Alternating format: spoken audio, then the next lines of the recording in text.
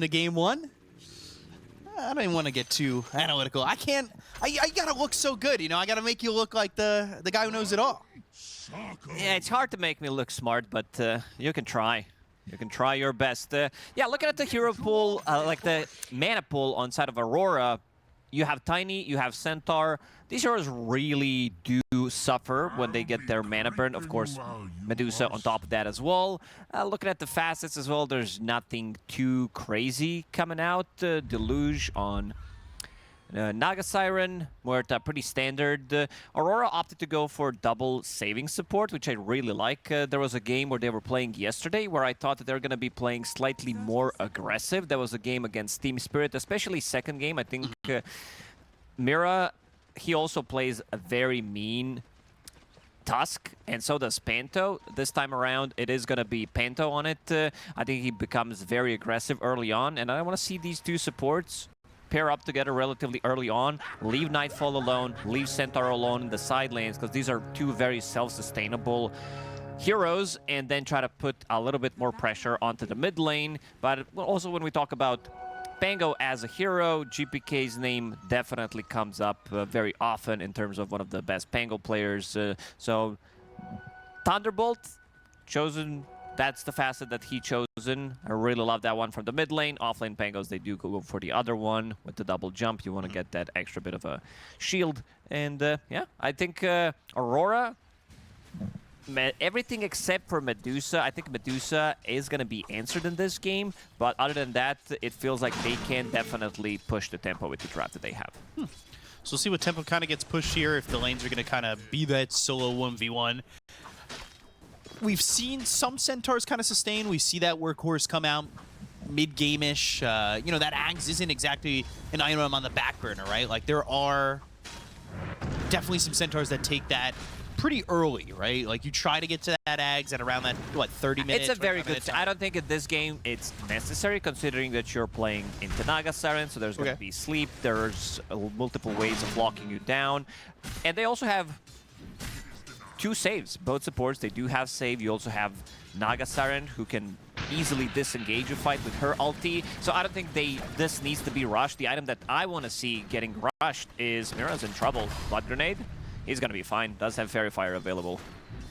Katomi takes some damage there, and Toronto Tokyo, after getting some levels, should be able to go out on his own, or be out in this lane on his own. We'll see how it goes, because Impalement Arts early is definitely something that can make a play. We could maybe see him go through the Twin Gate, go over bottom, try to make a play down there, maybe push Nightfall's pace a little bit more.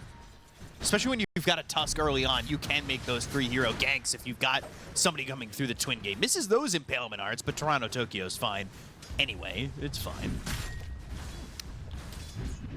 What you want to do against Centaur is try to punish him at these early stages, especially because the build that he's going for. He's not investing into any bracers. Instead, he did Ring of Regeneration. This is something that usually we don't see. Later on, he's going to turn that into Pipe, most likely. But the big item I'm looking for on Centaur is definitely going to be that Blade Mail and Crimson Guard. It synergizes really well. You're playing against Naga Siren and the Illusion. It's a support Naga, great against Gyrocopter's Flak Cannon, great against pretty much every single hero inside of BetBoom Team. So if you're going Blade Mail, Crimson Guard, is the Blink after that? Is it in between those two items?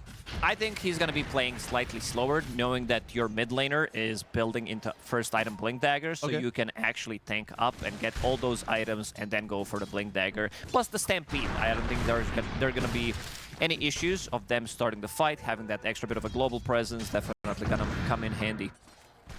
We'll see how that goes. I kind of agree with you there. And see how quickly Toronto Tokyo gets 6. I do expect it early. Eventually, we've talked about it already ad nauseum. You know, when Mira leaves the lane, if he does leave the lane. But what about this other side? Like, this is definitely a duo. If they get their hands on Mira, they've tried a couple times already, that can get a kill. You've got the net and the reel in. You have the Rocket Barrage that can be pretty devastating.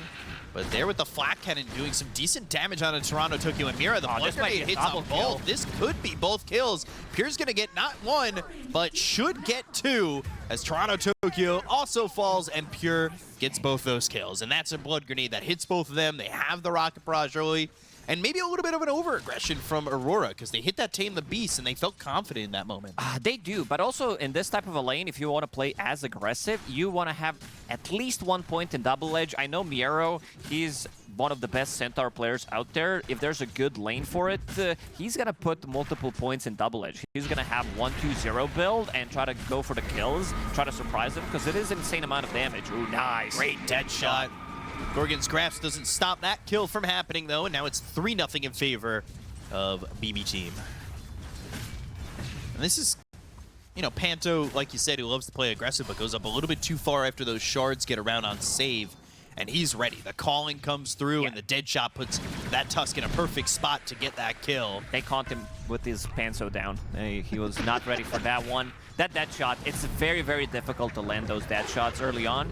And a lot of damage early on. Something Centaur doesn't like to play is this mixed damage. I also would prefer if in this lane, Centaur would have gone for like 2 bracers instead of going for Vanguard immediately. You know that there's going to be a lot of harassment, and you want to have that extra bit of a move speed, of course, coming up from the horsepower, but you also want to have that extra bit of a tankiness. Because you see that these rings, he might be cosplaying Sauron, Lord of the Rings. Look at him, Ring of Health, another ring coming out from him. It's not enough. It also doesn't help you with the last hit, and bracers are like the cheap ways of getting that regeneration. So yeah, I think this kind of a build is also losing the lane pretty heavily.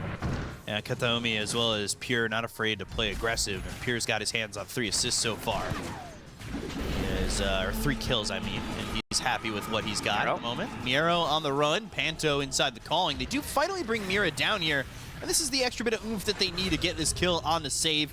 It pushes Miero back towards the tower, and this is something that we were kind of expecting. And now, do you believe that Mira stays down here and leaves Toronto Tokyo to his own? Because even on his own, I think he's very vulnerable without, like you said, those 2 bracers. He definitely is. The reason, like, a lot of the times you will see Centaur go for slightly more greedier items. There's no need to go for bracers when he's playing into weaker lane, but Gyrocopter is one of the stronger laners. He does have this mixed damage, and he also has a way of setting things up. Kataomi making a move. Both supports, actually.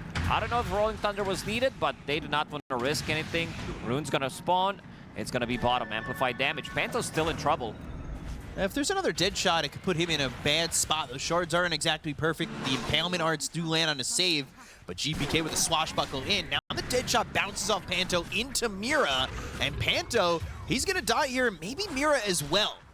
We'll see how long he's able to survive as GPK's got a bit of mana and some swashbuckle potential, but the blood grenade swashbuckle comes in, and he does get the kill when Kiyotaka finally comes back. Toronto Tokyo's also dead to Kataomi over at the top They're lane. falling apart. BetBoom really playing it aggressively, knowing that the Pure is going to be able to get the kill. He's pretty much level 6 right now on Gyrocopter. Your Centaur is level 4.5.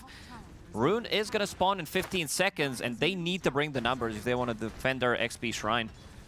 Yeah, they'll bring 3. They've got both supports over here, and Pure's not going past the tower at the moment. The only one who's going for it is the Naga Siren, who's level 5. If Kataomi was level 6, all of a sudden you just kind of... Yeah, why not? Why stop at level 6? Why not level 7 or maybe, level 8? Why is he not 10? On a position 5, exactly. Why don't you just push it completely?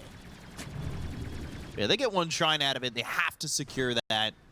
And Miero grabs the other one, but Kataomi being so high, we've talked about Kataomi plenty of times where he has felt like an insane XP per minute 5 position in some of these games. Yeah, he tends to be super active, and they were also thinking about maybe going through the Twin Gate, trying to make a rotation. It seems like it's going to be only Kataomi. Primal Roar is going to be ready after these 2 creeps. You can see that Save is staying out of XP range. He wants Miero to have it. I think Pure's joining. He's going through the Twin Gate now. The scan already connected, so they know. Yeah, they know, and this will be ending up as a little bit of a waste of time from Pure. It's not going to be a full waste of time. They will pressure the tower with the numbers that they do have. It's going to be enough to get the kill. Right now, Aurora trying to make a move on the mid lane. They've got TPs available, and not enough. They'll tame the beast, they'll bring over Save. He TP'd to the tier 2 tower while Kataomi TP'd to the tier 1 tower. So they have that extra bit of help quick enough, and now controlling Namiro with the Rolling Thunder is enough to get that kill, and they have found Panto, who is eventually getting chased down in this situation. He does have Snowball and Shards. Maybe he pushes himself to the low ground, but unfortunate for him, that Save now gets that kill, and it's 10-2 for BB Team. A very difficult game. They do at least now have Stampede available, so that's going to be a bit of a global presence. Kiyotaka hasn't been involved in a single kill yet. I mean, they do have only 2 kills to their name. Toss is going to be ready.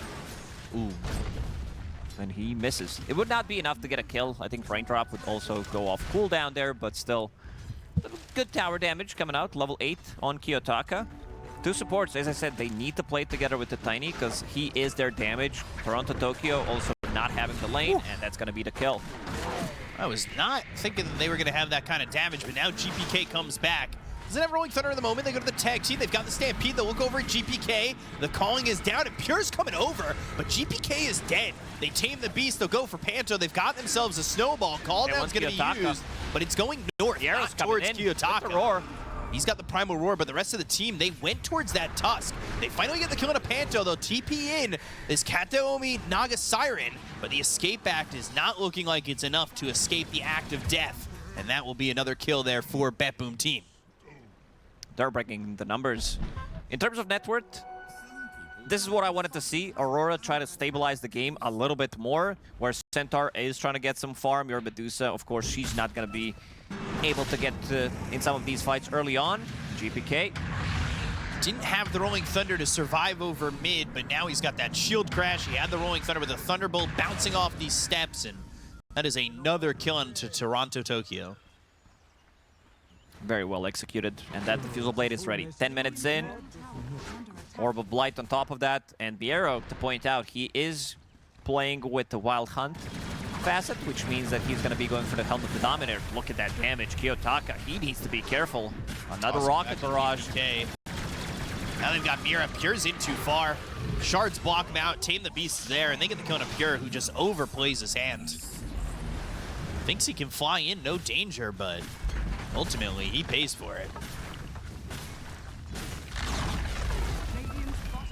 I will say, Kataomi being still level 5 after being 5 at 6.5 minutes into the game. Kiyotaka's out of mana completely. It does have Soul Ring, but it's not going to be enough. This Diffusal Blade catching him off guard. GPK immediately dipping, and so did Pure. Pure had nothing better to do, being dead. Checking what can be done in the game, deal some mental damage, and they're not stopping. Using this Diffusal Blade to get multiple kills out of it. Immediately, too. Tame the Beast is going to fear them for a moment, but Mira, he's under the tower. However, the Swashbuckle just lands on the edge. These shards are going to block GPK in. This is a little bit of a shield, though. He's 21 kills in 11 minutes, and Toronto Tokyo, he died again. He just can't soloed a break. Soloed by GPK, soloed by Pure as well. Miero goes to the Primal Roar to Kiyotaka. He's already low. They've got 4 heroes here for the side of BB Team, and Panto, he shows up, but it's just to die. It's to hold hands in a grave. Oh, man, Kiyotaka is having a really rough one. This is his 4th death in 11 minutes. As Tiny, which should not happen. And now Centaur, he's walking back to the lane. They're going to have the entrance to the enemy triangle. They're also going to be killing the tier 1 tower in the top lane. So the map is going to get much smaller for Aurora. And in terms of the heroes that can make the play right now, this was supposed to be your Tiny.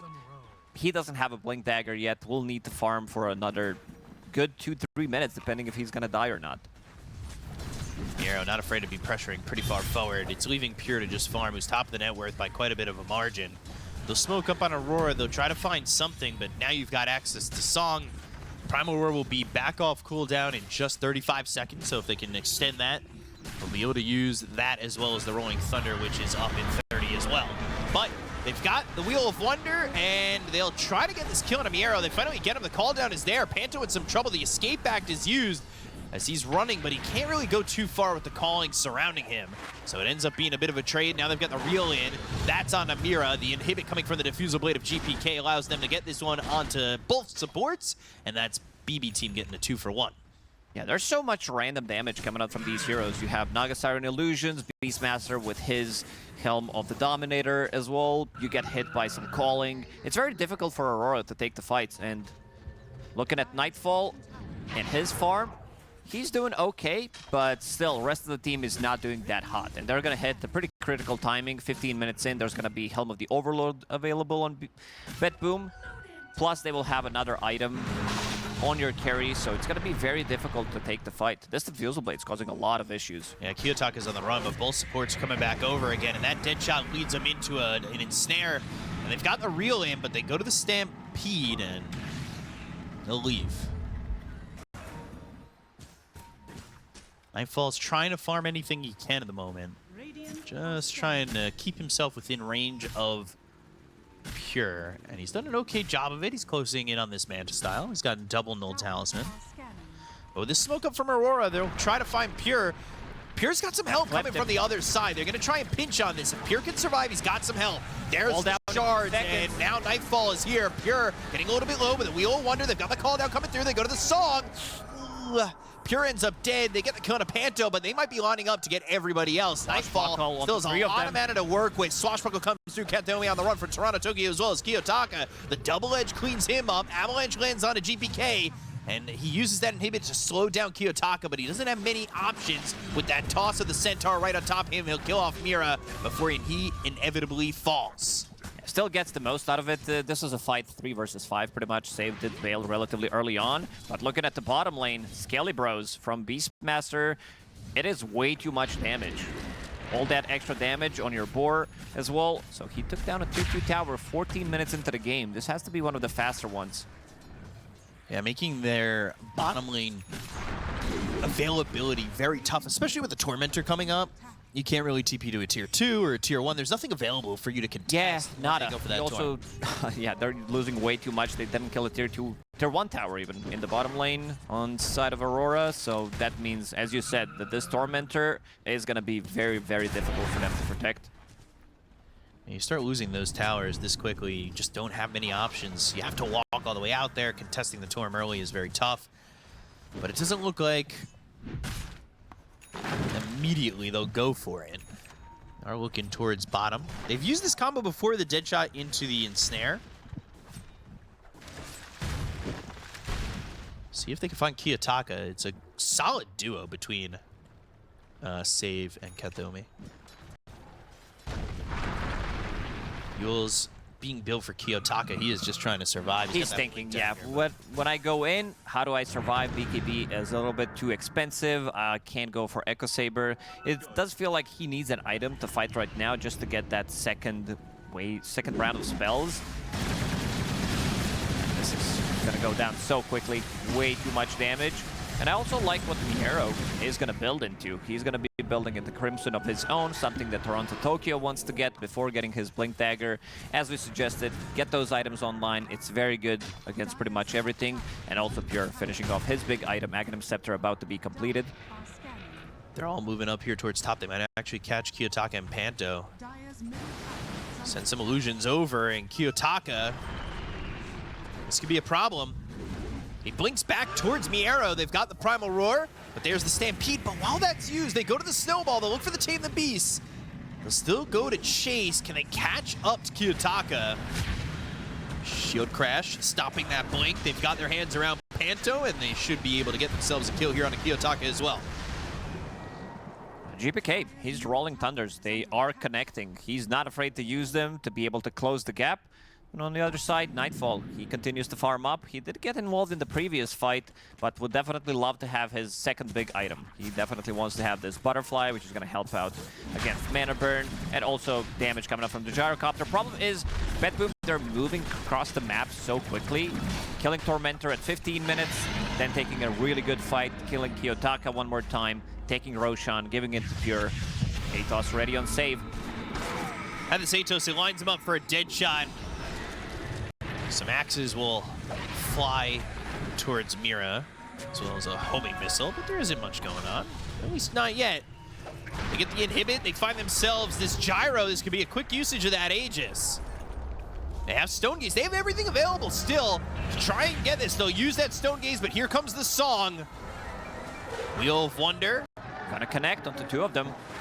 Knocks down Pure for the moment. Now they're going to try and get the damage out there from Toronto Tokyo. He pops that Blade Mail. Pure at low health. Needs to be careful. Miero's so tanky. Continue on to Panto, and he'll be on the run. The call down is used. He'll snowball. It's over to Miero. They go to the Primal Roar. It's going to be onto the Medusa. Everybody around here to get the damage on a Nightfall, but Pure getting low. The Rolling Thunder comes in. The Avalanche is going to be thrown. It lands on a save as well as Miero, but it's not going to matter. Nightfall's dead. Radame Pantos comes in from save. It's locking down Kiyotaka, who's out of mana. too much Toronto control. Tokyo dies. Mira's going to be next on the list, and the only one running away for the moment is Kiyotaka. They somehow get Pure, but it is a 4-for-1 that does not favor the side of Aurora at all. I like that Pure is not too afraid to die, so that his team can take good fight afterwards. This is the pretty much second, even third time that he's gonna die for the greater cause. And Miro, being in the front line, sitting at 2,000 HP, about to finish off his Crimson Guard, needs another 900 gold, which is going to be pretty massive for the fight. Medusa still dealing a lot of damage. Yeah. It's just that they're having issues. And also have in mind that in the previous fight, the GPK didn't really focus Medusa immediately with the right clicks and the swashbuckle, didn't burn that mana. Instead, he was going for Rolling Thunder. Oh, what happened there? Oh my god. Oh, yeah. I thought Tormentor was their biggest arch nemesis, but it's actually lane creeps. Oh no. Somebody always has an eye. No, this team is cursed, I swear. This team... always something with them, which makes it very entertaining. He was hoping I'm in the bottom lane. Nobody saw that. I'll be okay. For a moment, I thought we loaded up some, you know, false replay, something that was not working, and then I'm like, oh, like he's actually dying. But yeah, 9k gold lead now for BetBoom Team. Items are starting to add up. Muerta did opt to go for Gleipnir this time around, so wants to keep them in place. Very good against the Stampede, and also Root Mechanic, great against Tusk, so he can get the snowball off. Katomi under the shroud of the Glimmer Cape, but they've got the Wheel Wonder, the Walrus Punch, and the damage to get the kill onto the Naga Siren. They'll take whatever they can get at this point in the game,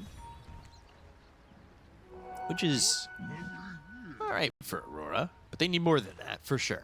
And when Pure gets into this BKB, he's going to feel very confident in these fights. I mean, they're already moving across the river, going towards these tier 2s. They don't really care, but when you've got the backup of having a BKB, watch out, because they ain't going to stop. You can see the net worth differences are pretty brutal, to the point where, you know, you do have Save at almost the same net worth as the Centaur. Yeah, because he's surviving most of these fights. He's 6-1-12, going into Aghanim Scepter, which is no surprise. But I also do like what Centaur is doing. I think Toronto Tokyo realizes that he can get a blink. This blink dagger is not going to give them much. They have ways of starting the fight, so instead wants to tank up. He does have Gossamer Cape, Crimson Guard, Blade Mail, and also going to be building into Pipe. So that's going to be the big item as well. Try to mitigate as much damage as possible. Katomi also getting some decent farm. There's the Crimson Guard that you were talking about for Miero. Let's see what he ends up queuing up next. And of course, Save now after getting this Gleipnir. He wants to get that Aghanim Scepter to upgrade that Dead Shot. And when that Dead Shot is upgraded, it is devastating. Massive. It is, especially because he went Gleipnir as his first item. But Save it. All right, seems like they're ready to go. They wanted to give Pure a couple of seconds to read the latest patch notes, just in case there were any changes to the lane creeps in terms of damage. It's they're deadly apparently, more deadly now in this new patch. Just gotta wonder what went wrong and kind of sustain this lead if you can. Here in Toronto Tokyo, sitting down here as a duo. Things kind of slowing down for BB Team. Maybe they want that Aegis again if they're going to wait back and farm these next few items. Of course, they were waiting for the BKB. But there is a Haste Rune down, and they also use that Stampede. They'll be able to leave this engagement as Miero wants to close the gap. He's got this Ancient Creep where Panto's forced to use that Walrus Punch, and even that Gorgon's Grasp, but Panto in some trouble. The roar comes out, the damage should be there. And with a Fireball down on the ground, Miero's got an easy kill onto the Tusk. Miro has been quite the force this game. They're already gonna grab themselves a second tier 2. Pango's dealing so much damage. He does have Brigand's Blade, a little bit of Lifesteal coming out from Vampiric Enchantment, going into Blink Dagger next. It's gonna be easier to execute, and this is one last tier 2 tower that is standing in the top lane, which I don't even think Aurora is gonna defend, but Nightfall, he is pinging it. Does have that butterfly available. You know, we're talking about Nightfall still outputting a lot of damage now, top of the net worth.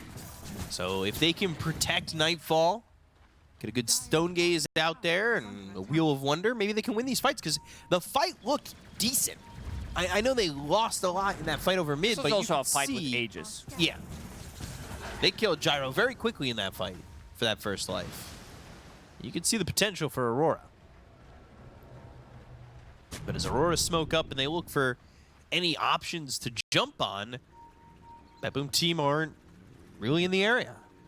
Lanes are problems. BetBoom Team can easily, every single hero pretty much one-shots the wave. You have this Ghost push coming out from Beastmaster. Naga Siren can also push it out, scout things out. Bango one-shots it immediately with 2 of his spells. So the lanes are always going to be in a good spot. Aurora still yet to take this tier 1 tower in the top lane. They would love to have it. Panto gonna snowball. Meanwhile, they've found Toronto Tokyo, so there's 2 fights happening. They'll try to TP out. Does he have the damage? No, he does not, but they'll also look over now as Toronto Tokyo, well, he'll be mini ravaged. They'll go to the Stampede as the avalanche from Kiyotaka is there to stun them up, but can they catch up to Toronto Tokyo? Yes, they can with a Gleipnir. They even think about the Rolling Thunder with GPK is going to use. The shards would block them out, but they do have the reel in to pull them over the shards, get them back to the side of BetBoom Team, and GPK with the shield crash is going to get that kill. But Kiyotaka going in after he lost that Centaur, and he's dead. All right, one of those classics. Rest of the team was close, but not that close. And Nightfall, he's squaring up against Pure, who's going in, has BKB ready. Pops the BKB down to about half health, realizing the damage coming out from Nightfall. Pure has to back up. They go to the song. The Wheel of Wonder ends, and now he steps forward. They'll try to get this kill that another Primal Aurora to work with. That was already thrown over into Toronto Tokyo. Panto, though, standing forward for a second. They get the buyback coming out from Kiyotaka. And now Nightfall running out of mana. The Gorgon's Grass is going to grab GPK, and Pure, he's kind of low here. He needs some help. Yules, is it enough to survive now? Oh, the Glimmer Cape, but it's not enough to survive. Snowball pulling them in. GPK, he's also low. The shards get in front of him. He's not nowhere to go. Avalanche runs in to save as well as Kateomi, and they're going to TP out Miero. They should be able to get the kill and a save, and they'll actually use Kateomi as the killing blow as Kateomi goes into the Glimmer Cape, but they're ready with the dust. So they'll chase over this Naga Siren and get themselves a 4th. Double buyback, but definitely worth it for them, because Nightfall, he got a lot of levels from that fight. He's level 19 right now. They're using the Solar Crest. They're keeping him alive, putting him in a box with the Snowball save. He ran out of mana, but still has relatively high HP with the Strength Treads, up to 1,000, can be deceiving. And also Pure, I think he is overextended a little bit more than they want to, plus the combination between the Song and the BKB. His BKB duration, I thought he was going to pull out Nightfall, try to TP out there, and everybody's going to disengage, but somebody made the call for them to stay and take that fight. They thought they could get Nightfall here. Pure stays with this BKB, but once he is up on this high ground, he is stuck in position. They wait out this Wheel of Wonder. They also have the Song. Yeah, this is the awkward one where they were deciding whether they need to go back, whether he wants to release it immediately, but they also managed to get another save, and Kiyotaka finds the opportunity. Going after Save, who will pierce the veil, but can they pierce this attack from Aurora? Nightfall's not got a lot of mana to work with, but Mira's got the Wheel of Wonder. Regeneration with Pure the BKB. They're trying to get the kill here. They go to the Primal Aurora. Nightfall's not got a lot of mana, but now the Mystic Snake comes back, so he's still alive.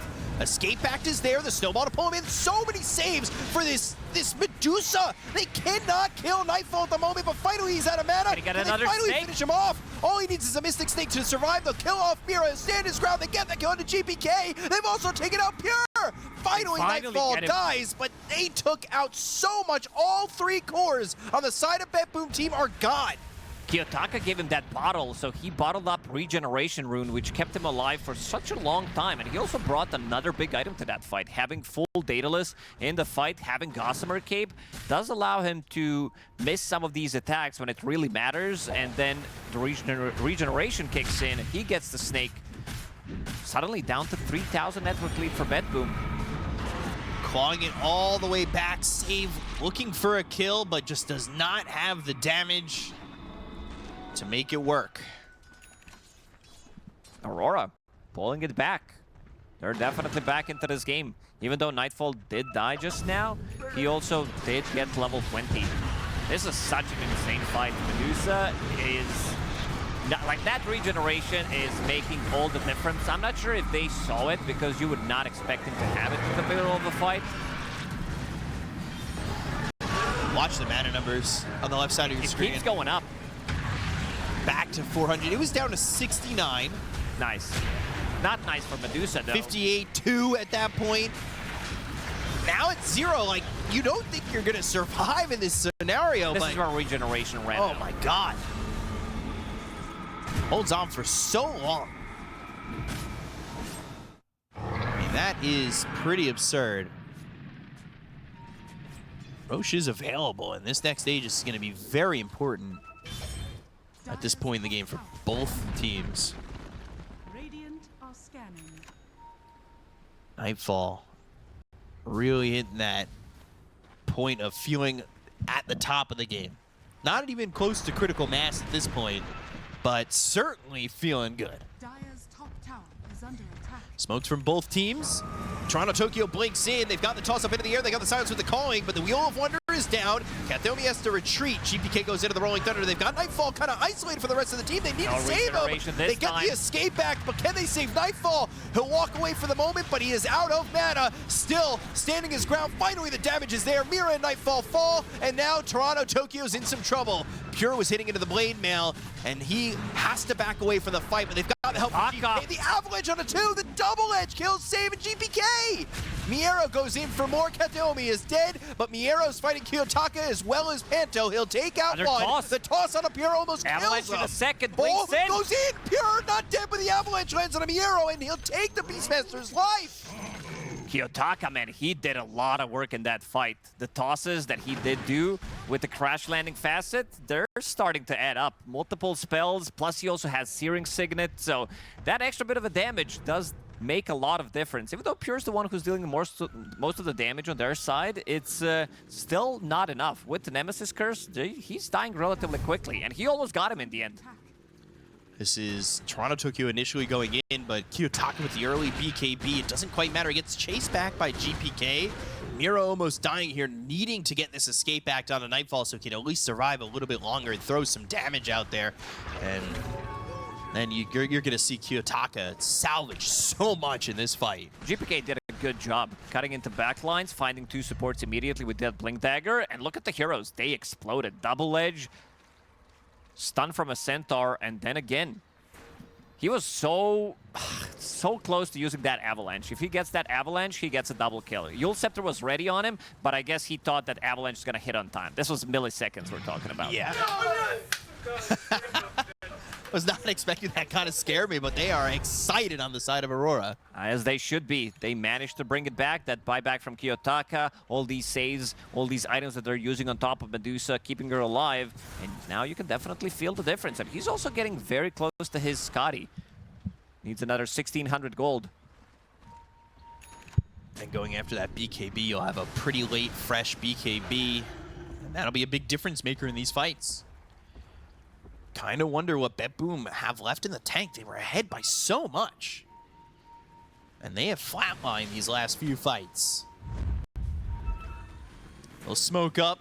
Kiyotaka, Wind Waker on him. He wants to have even more save. Once they initiate, if the 2 supports are not going to be able to deal with all this aggression, if they are getting knocked down, stunned by GPK in the back lines, Kiyotaka, he's the first point of contact. Yeah, quick instincts to blink back.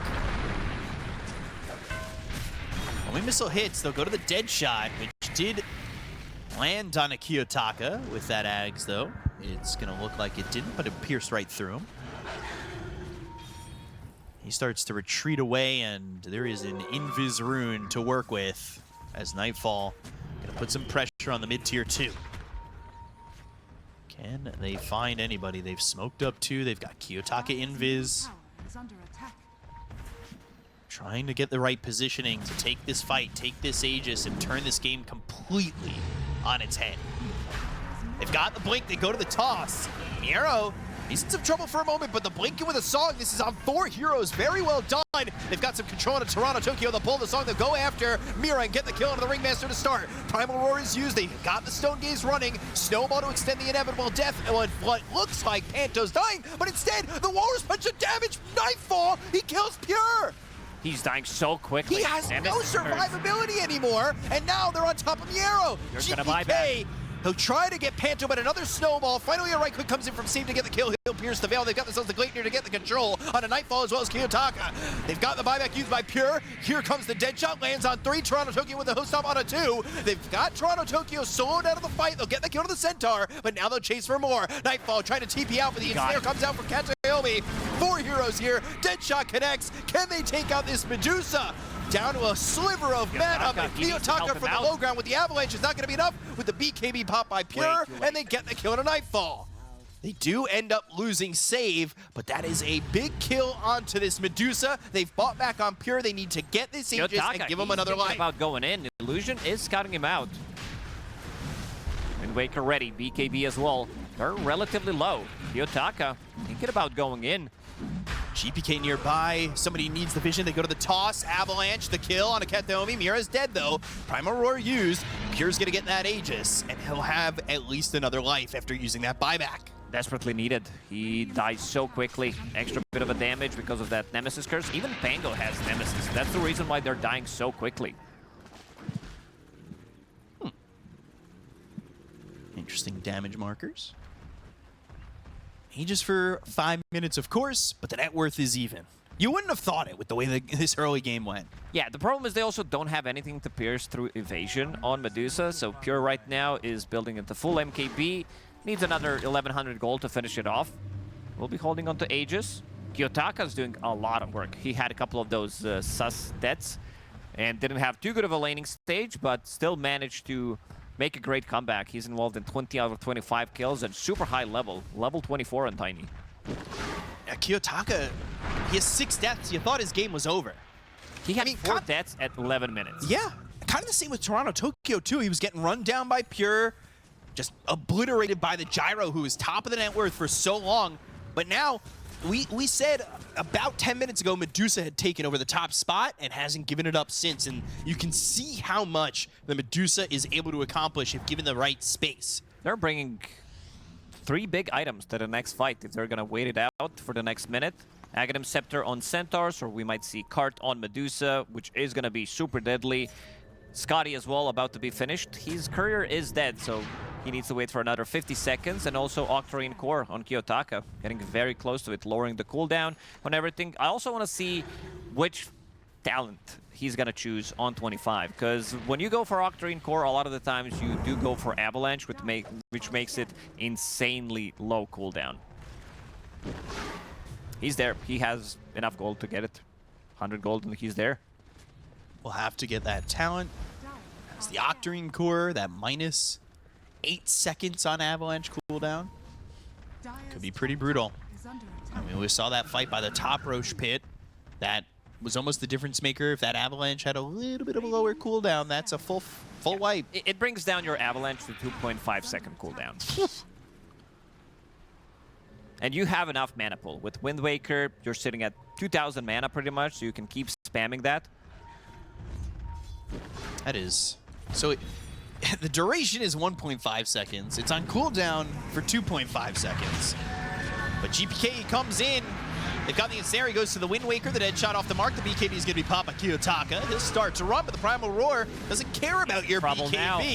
They've got the snowball for the save, but the rest of the team for the side of Aurora need to try and help out. Not sure they can. They'll lose Panto. Kiyotaka's dead too, and they both are going to be gone, but only one has buyback. He bought back as well. That's why he's dead for 2 minutes, and he also bought out on all the items. So that's going to be pretty massive. 2 minutes without Kiyotaka. Buyback available on Tusk. Maybe they can try to cut some waves. That's exactly what Medusa is doing, but amplified damage still up and running. Might be just a tier 3. Got Glyph. Backdoor finally taken away. Here comes the banner 2. 87 seconds without this Tiny. There's the Glyph at the last moment. That'll hold him, but it's going to be a minute plus. This is going to be tough. I don't really think they have an opening. Without this Tiny, they're going to have to at least concede what looks to be 2 sets. 59 seconds without Tiny. Such a long time to fight 4v5. But they might need to take this fight. Nightfall. Oh, Pure. Pure's dead. He is in a bad way with the BKB already used, though. And it puts him in a horrid spot. Panta's going to go in, save behind him with the Pierce the Veil. Pure, though, there's the problem. It's going to be on a Nightfall. Doesn't have a lot of mana anymore. But they use that Stone Gaze, turns him to stone by his state of his life. But the Deadshot comes in. They've got the Defusal. They've got the Soul. They'll get the kill. And now Nightfall's dead for 90. No buyback. That's game. They just don't have enough. 30 seconds without Tiny. They definitely needed him to be in the fight. Kiyotaka, after having such a horrible early game, manages to pull it back with some really nice play, then buys out on the item, doesn't have buyback available, and because he bought back in the previous fight, didn't die for such a long time, he's dead for 2 minutes, and BetBoom Team, they find the Thank you very much. Jenkins thinks the last pick of Anti-Mage is maybe a little bit cheesy, but it's still a good pick. And, well, we'll figure out if this off-lane Anti-Mage is going to be what they think it's going to be. It's a really, really good anti-mage game. I don't think it gets better than this in terms of what you're playing against. You have Medusa and Storm Spirit. It kind of slipped through. Probably Aurora were thinking there's no way that they're going to pick this, but this is something that other teams have also did, playing this Bristleback from the mid lane. First time I saw it was like, I don't know, maybe 2 months ago when it was BZM who played it. It looked very good. You come online super quickly. It's a bit on a slower side, all the heroes that they have together with Warlock, Shadow Demon. There's going to be a lot of stacking going on. Anti-Mage can't clear those stacks, so the stacks are going to be made for Bristleback. And also to point out, this is the second game that we're seeing Anti-Mage. First time it was played by Nightfall, who did go for Vanguard Radiance build. I think in this game, I'd like to see Vanguard into the Fusel Blade just to have even more mana burn against 2 of these heroes. But the one thing that they don't have is any kind of a stun. You have Warlock stun and you have Mana Void with the 0.3 second stun. That's pretty much it. Yeah. The lockdown's not going to be easy. And Pure, he's up pretty far forward, but they've got these fatal bonds out of these heroes. This is going to be enough to go after Nightfall. GPK just walking forward, has his eyes set on Panto, who will throw out that dual breath, but Mira looks like an opportune target to get that kill on, and with a stifling dagger, they'll grab that first blood. The Warlock bug has been fixed. It is allowed to pick Warlock again. They wanted to take that fight. Fatal Bonds on cooldown. This Reflection is dealing a lot of damage. Dual breath, Miero is in trouble. Can he get a deny? No, he can't. Warlock got 1 extra Black Grimoire stack, so that's really nice. Always good to get the extra Grimoire. We've seen both these teams actually play Warlock when we've been casting them and get 7-8 charges of the Black Grimoire pretty early on. Yeah, with if the way you get active, plus this is also PA Warlock. It is a super strong lane. You're definitely going to be able to chase them down, get some kills. Toronto Tokyo did lose a good amount of mana in that previous engagement, and panel also did talk about potentially some lane shenanigans that could happen, and I do see that Toronto Tokyo is running to the top lane, which will allow Nightfall to go through the Twin Gate and go into that lane, because I believe that they saw it, and Pure is also running to the top lane. They want to have this, long story short, Anti-Mage against Medusa matchup, and Aurora does not want to have that. It's a lot easier these days to lane swap, though. You've got the Twin Gate to work with. Back, you know, before the gates, it used to be who would TP first, right? Yes, this time around you can use the Twin Gate, so it's much, much easier, but at one point you will have to stop. And we can see Miero going through the Twin Gate. Taking a lot of damage to do so. Hit with those Impalement daggers, and comes into the lane, but do I expect Toronto Tokyo to hang around? Miero, he is actually going to just die. So he comes into the lane, he dies, and Pure's going to go after Panto. Multiple heroes now. Let's see. He gets him, but Toronto Tokyo, they can burn all of his mana. That's one way to play against Medusa. Early on, it gets pretty obnoxious for Medusa. If she's in a fight, if she's in like this rune fight where she's losing all of her mana, does have Mango and did get relatively good Snake, but I don't think these deaths on Miero matter as much, considering that he's playing offlane anti-mage. Right. Tokyo will TP, and so will Nightfall. This time around, Nightfall TPing without using a BKB. Still, mana burn on anti-mage is very annoying. That extra bit of a slow, he would definitely love to be level 2. I said those 2 deaths don't matter as much, but if he dies here, it's going to be a massive problem. He's fine. Does have a healing salve. Has that healing salve and has a tango there too. Not fun to deal with. Save actually out of mana now already. And this is going to leave the Medusa over bottom where this TB lane feels so strong against the anti-mage, and he is dead. Uncharacteristic mistake from him. Did not want to use the healing salve. He thought I could reach maybe the XP range of some of these creeps and be able to get that blink, and then I'll be fine, but didn't really happen. In the mid lane, Kiyotaka, Magic Wand ready on him. Gotta be careful about this Bristleback. Even though you're playing into melee matchup, Bristleback is still gonna be doing quite a lot in this one. And he's putting some damage on, goes to pick up a water rune. It's not being amazing here so far for Miero, but it looks like mid is a-okay for this Bristleback. I'm looking at what Kateomi has in his quick buy. This is not an item that you pretty much ever buy. Maybe in some pubs where you're like, I'll get Atos, I'll get Gleipnir, have bigger AoE on my spells, but they do feel like they need some kind of a control because, as we said, they have none. Yeah, he needs that control. I was wondering who is going to get this Rod of Atos, but it could be Warlock. We'll see if he sticks with it. With the way that the game went, game number 1, with how aggressive and how back and forth that was, kind of expecting Warlock to get a bunch of Black Grimoire charges if they can play aggressively. But game number 1, they were able to leave those side lanes, and I say so, all of a sudden they've got the Fatal Bonds, but Miero, he's low again and now pops that salve. I mean, he can't find fun in any lane. 0-3, 4 CS. Pure's in on a Nightfall, 5 stacks on that Shadow Poison. They'll get the kill on a Nightfall. Panto should likely trade for Save, but the slow from the Stifling Dagger means that Save's able to survive. Save's the best player in the world when it comes down to pushing the limits of the hero and getting out of the trouble. Like, every single time in the laning stage, you'll see him running away with 5-10% HP. Pure has Blink ready, but somebody needs to get close. Stifling Dagger goes in. It's gonna be Panto. Okay, healing salve ready on the courier, needs to bring it. That was very aggressive and on the knife's edge there. A lot of damage done there by the Shadow Poison of Shadow Demon, who's got level 2 on it, as he's about to be level 4. Damage. Panto came through towards mid, and he's going to be able to get a kill here on a GPK, opening up Kiyotaka's lane. The quicker he can start to get active on this Storm Spirit, I think the more difficult this game's going to get for BetBoom Team. They're locked down.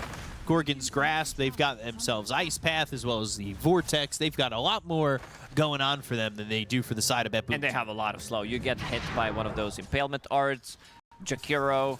It gets pretty difficult. A Reflection, they're not going to be moving. But yeah, let's see how long they're going to keep this lane. It's a tri-lane, Toronto-Tokyo, Gorgon's Grasp.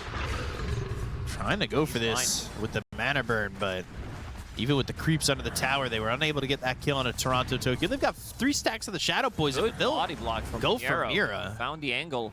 Found the right tree. Ooh, Pure's dead. Panto surviving even from the tower shots. They were able to dive him down because both these supports are over bottom for the side of BetBoom Team. Yeah, Anti-Mage on paper sounds like he should have a good game. Problem is that they're putting so much pressure onto him. They're getting the kills. They're not allowing him to get this Vanguard, which would allow him to play as aggressive as he would like. Problem is, again, they don't have that many ways of saving people. There is nothing else available, so that's going to be another Grimoire stack. Up to 3 already, level 4. That's not bad if they can get him a couple more. Maybe they get another kill here in the bottom lane. I'm wondering if Katomi, he's in a tri-lane at the moment, so the XP is going to slow down a little bit for him, so maybe he gets one more and pops it, tries to get the 6 instead of, we've seen sometimes in the past, Warlocks hold it to push after after 6 into a quicker 12. Yeah, and I would love to see the number of stacks done in this game, because I feel like nobody has been stacking. With the lanes and everything, it does feel like this also benefits Aurora way more, knowing that there is mid Bristleback, who would love to clear those stacks. There's also Phantom Assassin, who can clear the stacks relatively early on, like 12, 13 minutes into the game, depending of your Battle Fury timing. But yeah, I'm checking the triangles, and there aren't many stacks. The arrow came to top with that twin gate. But now he's got the mana for it. Didn't initially have the mana to go back through that twin gate, but has to immediately go back towards bottom. Kitaka Zero, level 7. He's looking to see if maybe he can find somebody. He was looking for stacks. Nobody's making them. You're making that jump, and I believe swiped Once the Mad Stones off that. Dire are scanning. So GPK, his lane is okay, but you can see the ones excelling for the moment are the Storm and the TB. Miero locked down by that Gorgon's Grasp for a moment. Is under attack. Not a lot of life and mana the entire time that he's been here. But he's picked up that ring, and he's looking to heal up as quickly as he can. 12.5 a second, but I don't know. He is still struggling within the lane. Only level 4. We'll need to go back, replenish some mana and HP, and then come back to the lane. Pure is going to be the one farming in the triangle right now. It is a bit of a slower lineup from BetBoom Team, because you have basically 3 cores who don't have any kind of a stun. PA can get involved, and I think Aurora should use this and try to put a little bit more pressure. Their heroes right now do feel much stronger, having this Jakiro, having Medusa, Anti-Mage without Vanguard. He's not going to be blinking in aggressively. If he does, it's going to be another dead for Miero. He was trying a couple times early to get those aggressive blinks to turn into something, but have yet to do so. And now 2 levels behind Toronto Tokyo, behind the Jakiro in level as well. And they're going to take this tower, and Miero comes back to lane, immediately losing a good chunk of his life and mana. This is not fun for him at all. Radiant's It's that level 5. Level 6 will definitely be a starting point for him. has fallen. And I am kind of thinking to myself that maybe they're going to need this Phantom Assassin to be willing to move. Yeah, he will need to play a bit more sacrificial early, especially if some rotation from Aurora comes up. He will need to be there. Warlock, how much XP does he need to get to the level 6? Needs another 400. This is 250, so if he pops Black Grimoire, he should have enough to be that level 6. For now, keeping it. No need to use it. See how long he holds on to that. They've got both of their supports top to go after Pure. Tame the Beast connect, and Pure is level 6, but he's going to need some help. Dual Breath on a Ketomi. He's got the heal ready for Pure to get him back up to full. We'll see if they end up defending, if they send somebody up there. Miero, he is in the jungle trying to farm anything that he can. He has got no farm overall, and they're going to try to take another tier 1 tower and really shrink the map for BetBoom Team.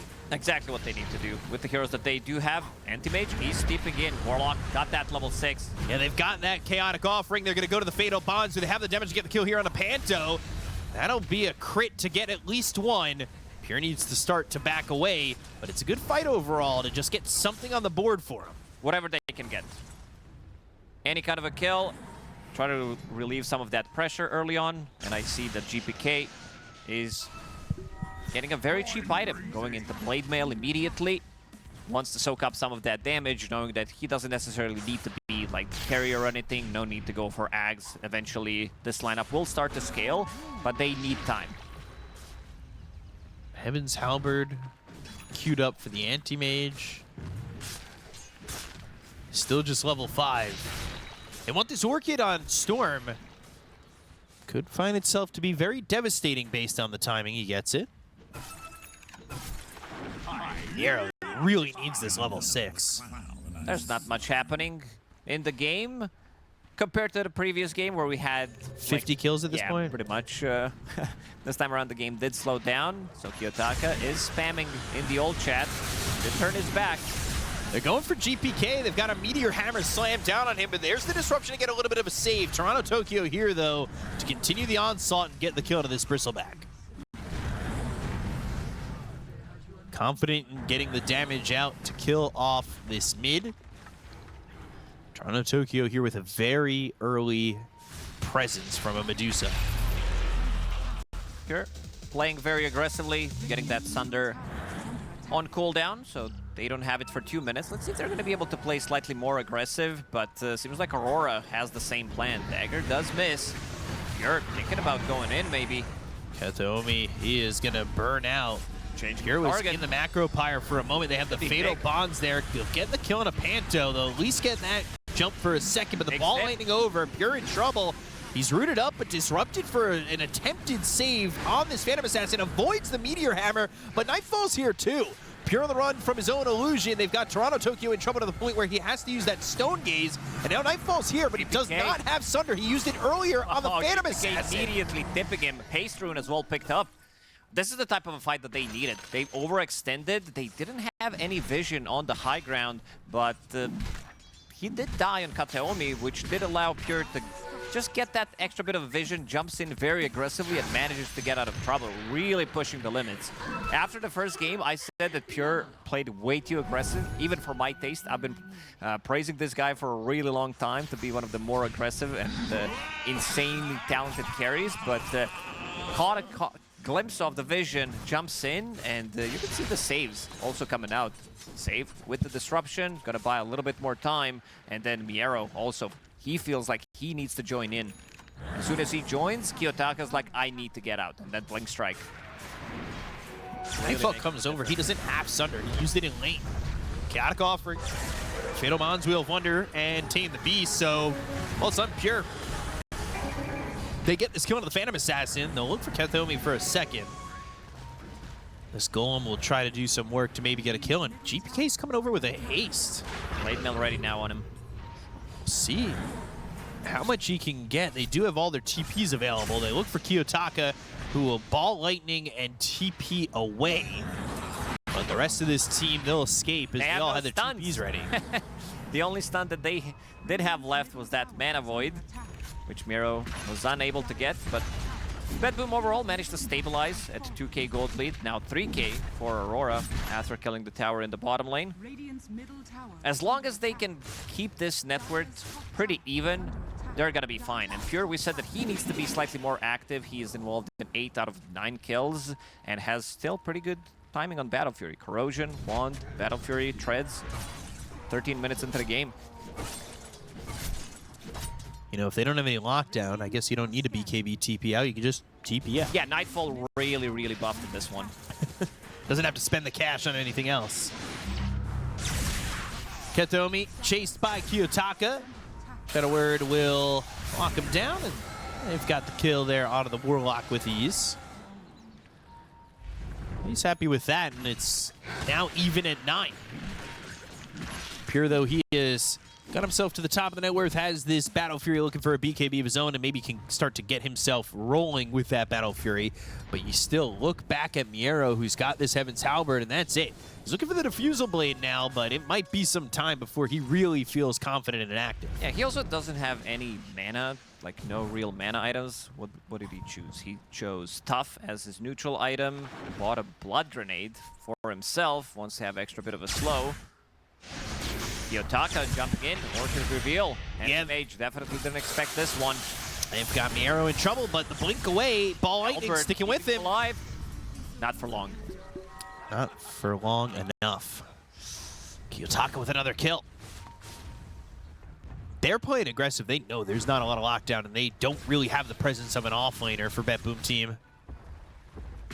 GPK can only do so much, and he'd love to have this Ags. I mean, there are a couple of fights that have lasted long enough where he could throw that Bristleback out there with the Ags and feel good. Kiyotaka's in on PA. She's dying. She's actually dead. Jumps over to the side. Ooh, he ran out of mana, and that Macropyre didn't fully commit. Man, he's so slippery. Pure, getting out of trouble twice. Here's in on no this. mana on him. First Mana Void about to be dropped. Man, Kiyotaka's in with no mana, and Miero gets to come back and get that kill. I mean, anything that he's going to be given is really helping him recover. It really is scary. If they are even, if these two drafts are even, Anti-Mage is going to take over. I did talk about his itemization. This Diffusal Blade that he's going to pick up is going to be pretty massive. The amount of mana that you do burn. Storm Spirit going for Kaya next, so that's going to be some mana loss reduction. Medusa, Toronto Tokyo thinking about Radiance. You do have 3 heroes that do rely on physical damage, so that's going to be a really good pickup. Miero buying some time with that kill into Kiyotaka. They've got that Rod of Atos now on save. One. There's going to be another one. Yeah, they're buying 2, right? Yep. All right. You don't need to draft stuns if you can build stuns. It's a very strong item. It's one of the strong. I think SNY and Road of Atos are 2 of the stronger items in the patch right now. Blade Mail on certain heroes, of course, but it does feel like these items are just giving you way too much. You can build it pretty much on anything. We saw it on mid-sanking. We don't see it too much from the off-lane, but the supports really love to build it. And why not? It offers you quite a bit. Scanning. There is a Tormentor to be taken at 17 minutes into the game. They will have all 5 heroes to take this, but BetBoom Team will use this time, these 12 seconds, to grab themselves whatever farm they can. Panto gets access to his shard. They go back top. GPK is here. Pure's up in the lane. Maybe they find access to a fight. But Save and Katomi nearby. Trying to make a move. Both supports are less than half HP on Aurora. This could be pretty tricky. Out of Atos. Looking for the Meteor Hammer, but the disruption cuts that timing. There is a Mystic Snake, but the Ball Lightning looking for the Vortex to stop the TP. They will at least get one in Save. They get that. I mean, they really wanted Pure. They really wanted maybe GPK. They don't find either. A support sacrifice there is not bad for BetBoom Team. But it is a 4,000 net worth lead for Aurora that feels oh so nice. And Katomi showing himself in the lane will ultimately mean he is dead. This is the problem with the BetBoom's lineup. They need to stick together. They need to protect each other. Otherwise, they're going to get picked off. And Aurora has a pretty good understanding of that. Making sure that if they can't get these pick-offs, there's literally nothing they can do about it. They need to bring the numbers. And after dying one time, Miero deciding to switch things up. He's like, this Orchid is going to ruin my hero completely, so I will try to survive by getting Manta style. Yeah, can't really blame him. I mean, he definitely wanted to get that Diffusal Blade. It's just that he had such a shitty start. He died 3 times in 4 minutes. He wanted it. He also switched to the Crimson Guard at one point, and then switched to the Manta style. Gets the Diadem for it. Toronto Tokyo, he's going to be farming over mid with some help here from Mira. But Save comes down to the low ground. Meanwhile, at the same time, they're going for Pure. He's got nothing to jump to. He's stuck in this macro pyre. They get the kill on Mira, but they lose Pure for it. Radiant's bottom tower. Nothing to jump to in that macro pyre. That slow is just brutal when you're stuck inside the fire. Aurora, they're getting away with too much. Is under attack. Toronto Tokyo, he is farming up. Turn that back, or at least try to. Disruption to avoid the Meteor Hammer. They go down and throw the Chaotic Offering. The Arrow needs to be careful. He's already down to about half health. Nightfall, also running low on mana. Not a lot of mana to play with. Kiyotaka also Ball Lightning missing his target. They've got the Orchid onto the Bristleback, but GPK, he kind of wants to play on the edge of this one. He's looking for Sunder on VP. Yeah, there's the Sunder coming through. Ball Lightning Wheel of Wonder, and GPK might have played too much with fire, and he's about to get burned. They'll take away the Bristleback, the arrows in, but what can he find? The answer right now is nothing. He'll blink across the river, but that is not what you want from GPK or the side of BetBoom Team at all. Did not expect this Sunder. He was toying with the idea, going for the high ground. He's not going to go for the high ground in the end. TB gets close enough, and they did manage to kill him. Mira with a really nice Wheel of Wonder, making sure that he's not going to be able to escape. Rock was already used, so yeah, 7k gold lead for Aurora. BetBoom Team, they will need to stabilize. They need to be able to get one kill, try to get some gank going on the side, because they will build into Linkenspheres, they will build into these Manta styles, and also Medusa. She's getting closer to Radiance. Once she gets that up, the miss chance against Anti-Mage, against Phantom Assassin, it's going to be pretty brutal. Can they find Nightfall? They are smoked.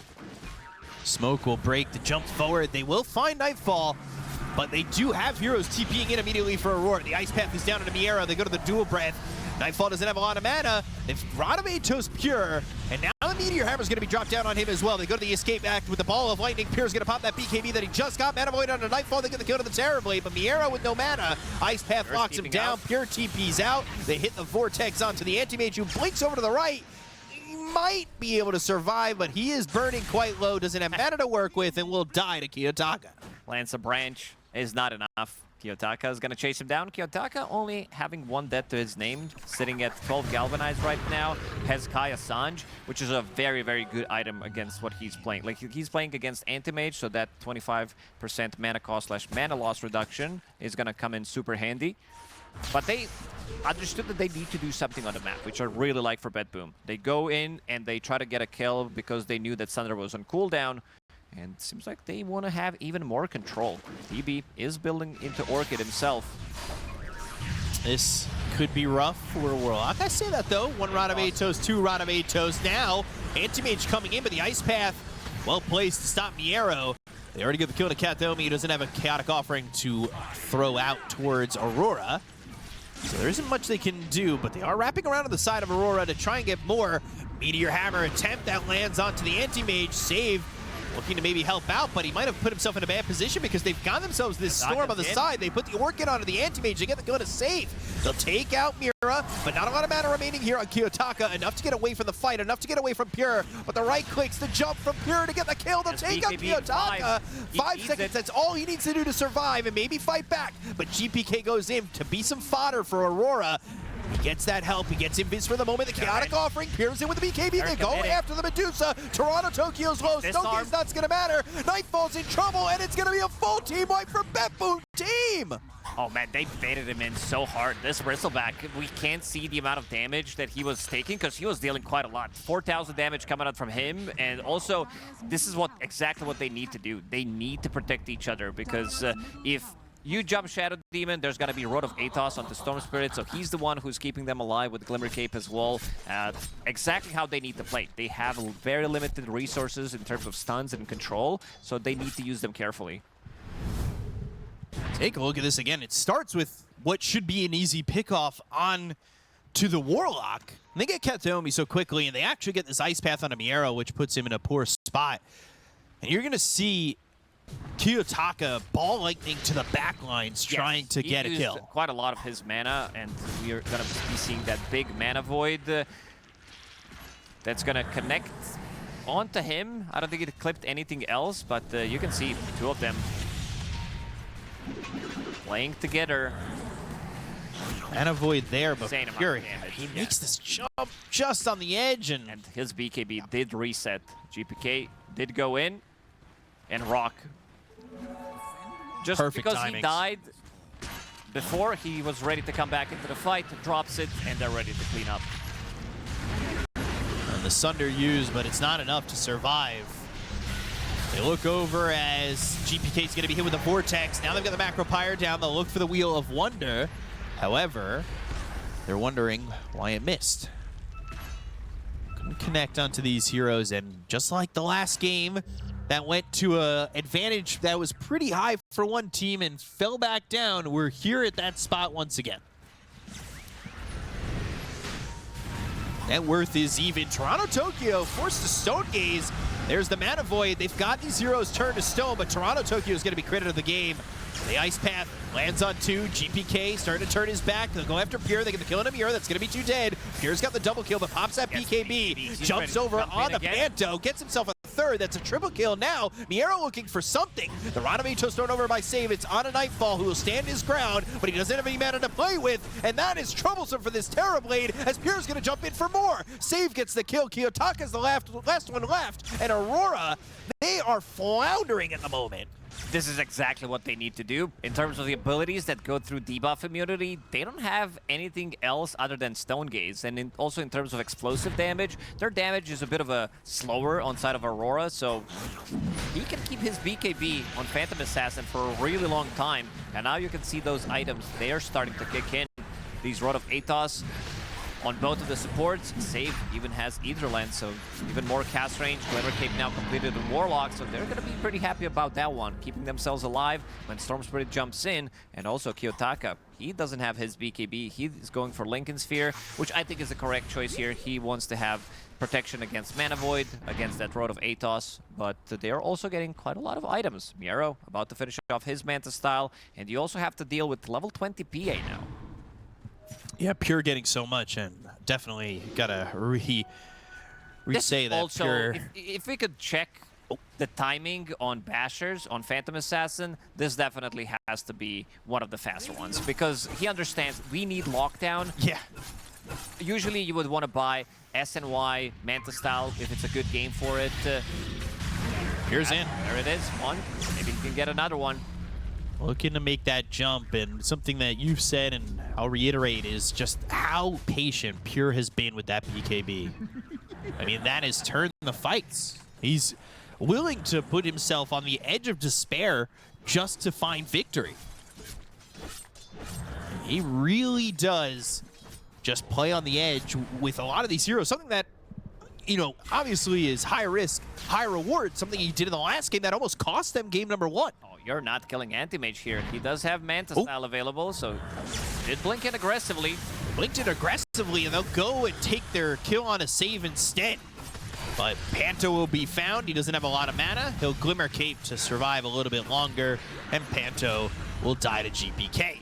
Pure, though, he has found Mira, who'll try to escape back, try to whoopee cushion, but they've got a Rod of Atos and a Bash, and they'll get both supports.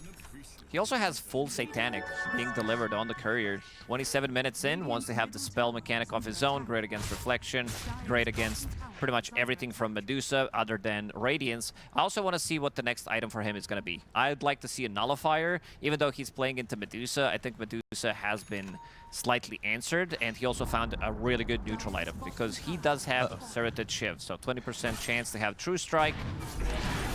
Tokyo might need to pop the ulti if they're going to be committing, but the rest of the team is ready to back him up. But now Miero's at that point in the game where he feels comfortable enough to really start to mess you up with that mana drain. And I love what he's going for. This is Heaven's Halberd Manta style, Aghanim Scepter, so it's going to be even more mana burn 5 seconds after you blink. Plus, they also can get mana, which is very nice against Medusa. She uses a snake, she has a shard. You're not going to be getting that mana back. And also Ghost Scepter. He wants to blink in and not die to Medusa, not get his mana burned by Reflection. This is going to be tough as this game starts to spiral towards BetBoom Team. And Pure looking for Panto for a moment. He is taken over top of the net worth by a pretty big chunk. Kiyotaka, he's pretty isolated here. Orchid, that's the Lincoln's pop. So Kiyotaka, how safe does he feel? There's multiple Rod of Atoses. There are Bashers ready to go. And Pure jumping in again, holding this BKB as long as he can. He popped the Satanic, they go for the Meteor Hammer. It's not, it is gonna land for a second on the GPK. They'll use that Sunder, but now Pure, he'll pop the BKB. He's ready Stone to go Gaze in. was used, he'll find himself Mira, but the Mana Void, it's used onto Toronto, Tokyo. He doesn't have a lot to work with. He'll be bashed on the first hit from Pure. The mana's no longer there because Miero's right there with him, and they've got themselves 3 kills on the side of BetBoom Team. Kiyotaka, he went in pretty deep. I don't think he can afford to go like that anymore. Sure, you want to jump the supports, but they have defensive tools. They have ways of removing your Lincolns. There's also Guard available on Shadow Demon, so he's pretty tanky. So is Warlock. I really love the itemization on both of the supports. Double Road of Atos, you have Solar, you have Glimmer, you have Disruption. It's very hard for him to choose the target. Plus also the fact that he doesn't have another initiator. His offlaner is Medusa, so he doesn't have that extra bit of a hero that jumps with him on the target and tries to kill it. It's not like having No, it's not like you have Centaur, Mars, Tide, yeah, any type of heroes that can't get the jump.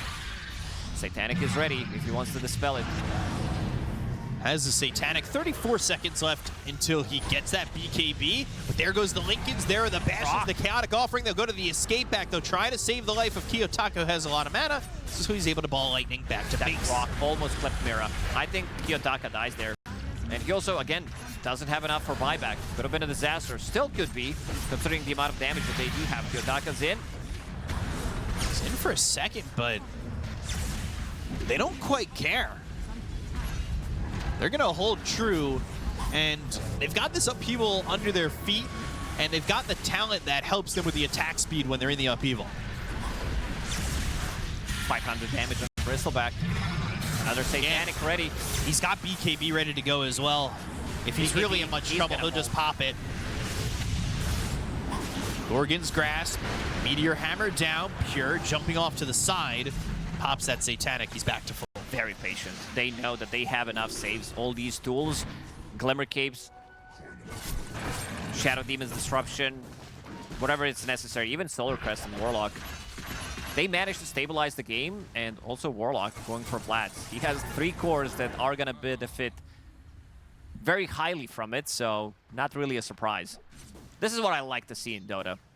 Outside of the box thinking how to win the game, especially after the game was pretty horrible. You had 3 cores who do need a lot of farm, and Phantom Assassin fastest on this hero. As we said, we didn't see the Basher, but we did see the Abyssal Blade timing. It was quick. The MKB was finished, though, for TB at a faster pace. Maybe that's the answer enough. But now Anti-Mage, he's got that level 15 talent as well. He's got that plus 1% max mana burn. Weird to read with mana. But you may think plus 1% is not that much, but it becomes a problem when you're hitting quick. You've got the upheaval giving you more attack speed with the duration, with the talent there. You'll drain that mana. 9,000 net worth lead for BetBoom Team, and Aurora need answers Lacoste, and I'm just unsure at this point in the game. I like how you they're call gonna it have it. Lacoste. It's like it's my problem. It's just Yeah, no, it is. It is.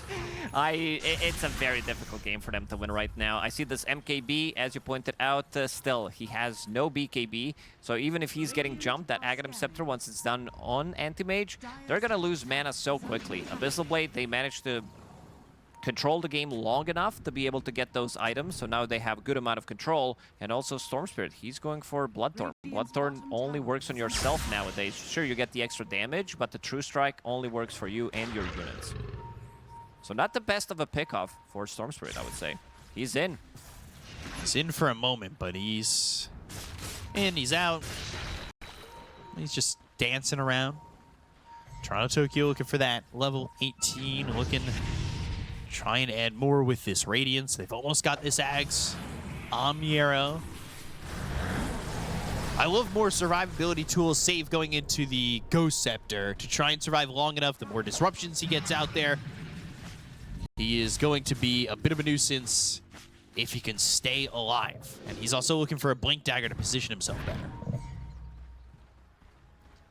Roshan's going to be alive soon.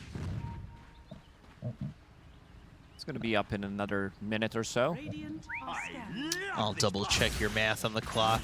I think it should be the other way around. Double checking my math Yeah. on the clock? Yeah. I'll agree with you. It's a minute. And something. Gleipnir for Toronto Tokyo. Mira's nearby. He needs to be careful. Pure is definitely able to kill him quick. This is giving time for, the next Roach is going to be at a point where Miero's got that Ags, and answers are going to be few and far in between for the side of Aurora. GPK, who all he really has to do is turn his back and survive. That's it. Soak up that damage like a sponge. He has so much. Now even Shiva's Guard to slow down all that attacks. He just wants to be as annoying as possible in the front line. And there's that Axe you were talking about. Needs another 200 gold. BetBoom Team will wait for Roche to respawn. Then go for it. I don't even know if Aurora can take this fight. Right now, they're on the other side of the map. They're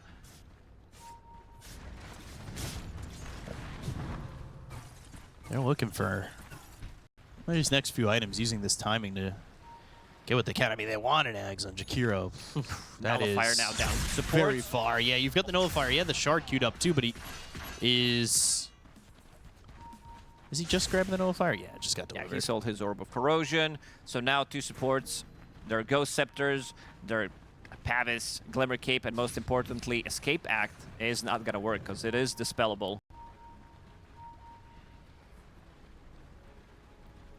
They almost find Kiyotaka. Looks like they'll find Mira. Abyssal used Pure putting himself on a godlike spree. Is under attack. Kiyotaka wants an Axe. I mean, these guys want these Axe upgrades, but everybody on Aurora is quite far away from getting it. Now this is a free Roche for BetBoom. They're showing Terrorblade in the mid lane. Jakiro is showing on the left. They saw Storm Spirit. They also killed Mira, who does not have buyback. So Phantom Assassin will pick it up. Will put that BKB in his backpack. He couldn't even... Ooh. Close. Nice try from Kiyotaka. Respected.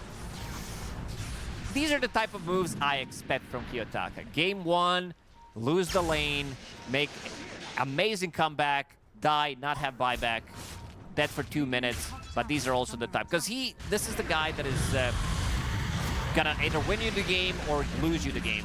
GPK is gonna spray him down. 500 gold for him. Yeah, no way he's able to leave there even with the Glimmer Cape. Got this Ags finished on Miero, so that is going to make sure that these heroes on Aurora just don't have much access to mana. And it ain't great for 2 of the 3 cores. It ain't great for anybody, but it is devastating for 2.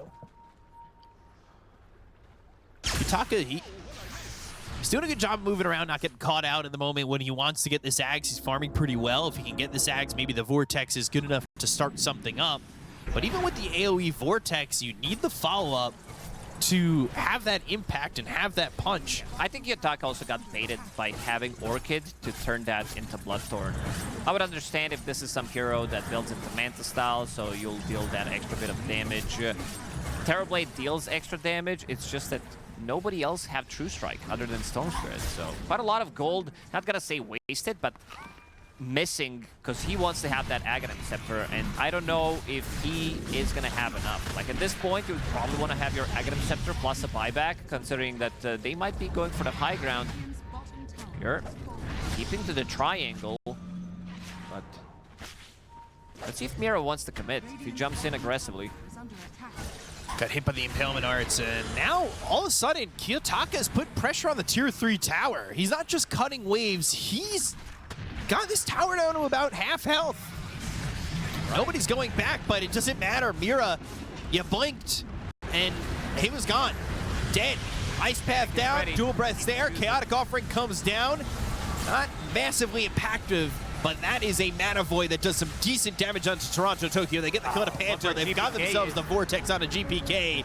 He is locked down thanks to that Wheel of Wonder, but they are corralled inside their own fountain. They'll ball lightning back in, but Pure's not afraid. He's going to go in with the BKB. This it's is a time. dangerous move. He's diving in deep, and he won't get the kill before he loses this Aegis. All of a sudden, they are diving without any care in the world for their own life. Nightfall's dead, Mira's gone, but they will lose GPK. Yeah, fuck your fountain. It's not gonna do anything. These guys, they don't care. They're there for the objectives. Look at them on camera. Pure's having way too much fun. No buyback. They saw this butterfly on TB, and they're like, somebody needs to dive the fountain. We need to kill him. They have the Aegis available, and now with no Terrorblade, let's see if they're gonna push it, and if they're gonna be able to go for the high ground, but seems like they want to give a little bit more respect. Problem is both of the supports are having trouble surviving on Aurora. This Nullifier is causing way too many issues. Kiyotaka now has enough money for that Aghanim's Scepter. That doesn't seem like Save is too happy about what just happened. Saves like this game just got extended Guys, like 10 minutes. Guys, They come could've on. won that game. Pure, he's ready to go in. Blurred, Nullifier, that 0. Doesn't have buyback, and now Kiyotaka has his Lincoln's pop. That means the Radabatos can fly out. They go to the Gorgon's Grasp, the Meteor Hammer follow-up. Pure doesn't have BKB for 14. He'll start to retreat a little bit and go after the objectives. Pure even queued up Blink Dagger in case he needs to go in, blink in, but now he's thinking about getting Refresher out of mana. Ooh. Completely. Toronto, Tokyo, gone. Really brutal. Nightfall's in. He's disarmed for the moment. Pure trying to get away. Avoids the impalement arts, but they're on him. Kiyotaka ready, has got the and they panic. Bloodthorn, and they get the kill to Pure. All of a sudden, he's dead for 99. Miero blinks away from the Wheel of Wonder, but they're still going to try and go after Miero. Miero will start to fight, but he has to blink away, and he'll eventually die. And maybe you start to wonder... It was a good move. That fountain dive. Yeah. Whoever made the call. It was the right move to make. Guys, but it works in my pubs. They get so devastated that they just stop playing. The hands come off the keyboards. I've done it 1,000 times. They also just gave level 25, 26 actually to Storm Spirit. Doesn't have Shard, but he does have 7,000 gold, Ceremonial Robe, lowering their status resistance, and also having Timeless, so spell amplification and extra debuff duration on that Electric Vortex. Get a replay here as they'll take Pure's life and Miero's. This is Kiyotaka kind of predicting the jump. Yeah, he knew exactly where he's going to jump. This is... I hate to say it, but... They made this game more interesting. Yeah. That's for sure. They were like, yeah, it's the last series of the day. Let's give them what the fans want. They want a close game. You know, they got to commit to the kayfabe. GPK, massive. He does have Blade Mail, Arcane Rune, and Pyrrhic Cloak. This is going to be... If he uses it on somebody during Blade Mail, that hero's almost instantly going to die. TB needs to be careful. But we just saw win percentages. 19% for Aurora, which is not too bad. Very comebackable. Especially if BetBoom Team decides to make another move like this. What, jump into the fountain? Yep, every game is throwable if you try hard enough to do so. And they They are did. They actually- went yeah, all they in. are. They went full Pepega there. Don't worry, guys. I can't die. I have an Aegis. Refresher on PA. This has to be one of the few times where you're going to be seeing this item. Once they have double BKB, double Abyssal, Nullifier as well. Fastest on this hero by 11 minutes. Binding in the Vortex on 2. They've got the Macro Pyre trying to get the kill here with the Bloodthorn onto the Shadow Demon. Kiyotaka's going to stick with him and get the kill to save. They've already got the kill on Amira. They'll throw down the boulder, the rock, the Chaotic Offering, but Pure, he is wiped and has no buyback. This is a Vortex onto 2 into a Meteor Hammer, and this is a full team wipe for Aurora. Oh, the horror. They've done it. They managed to throw this game.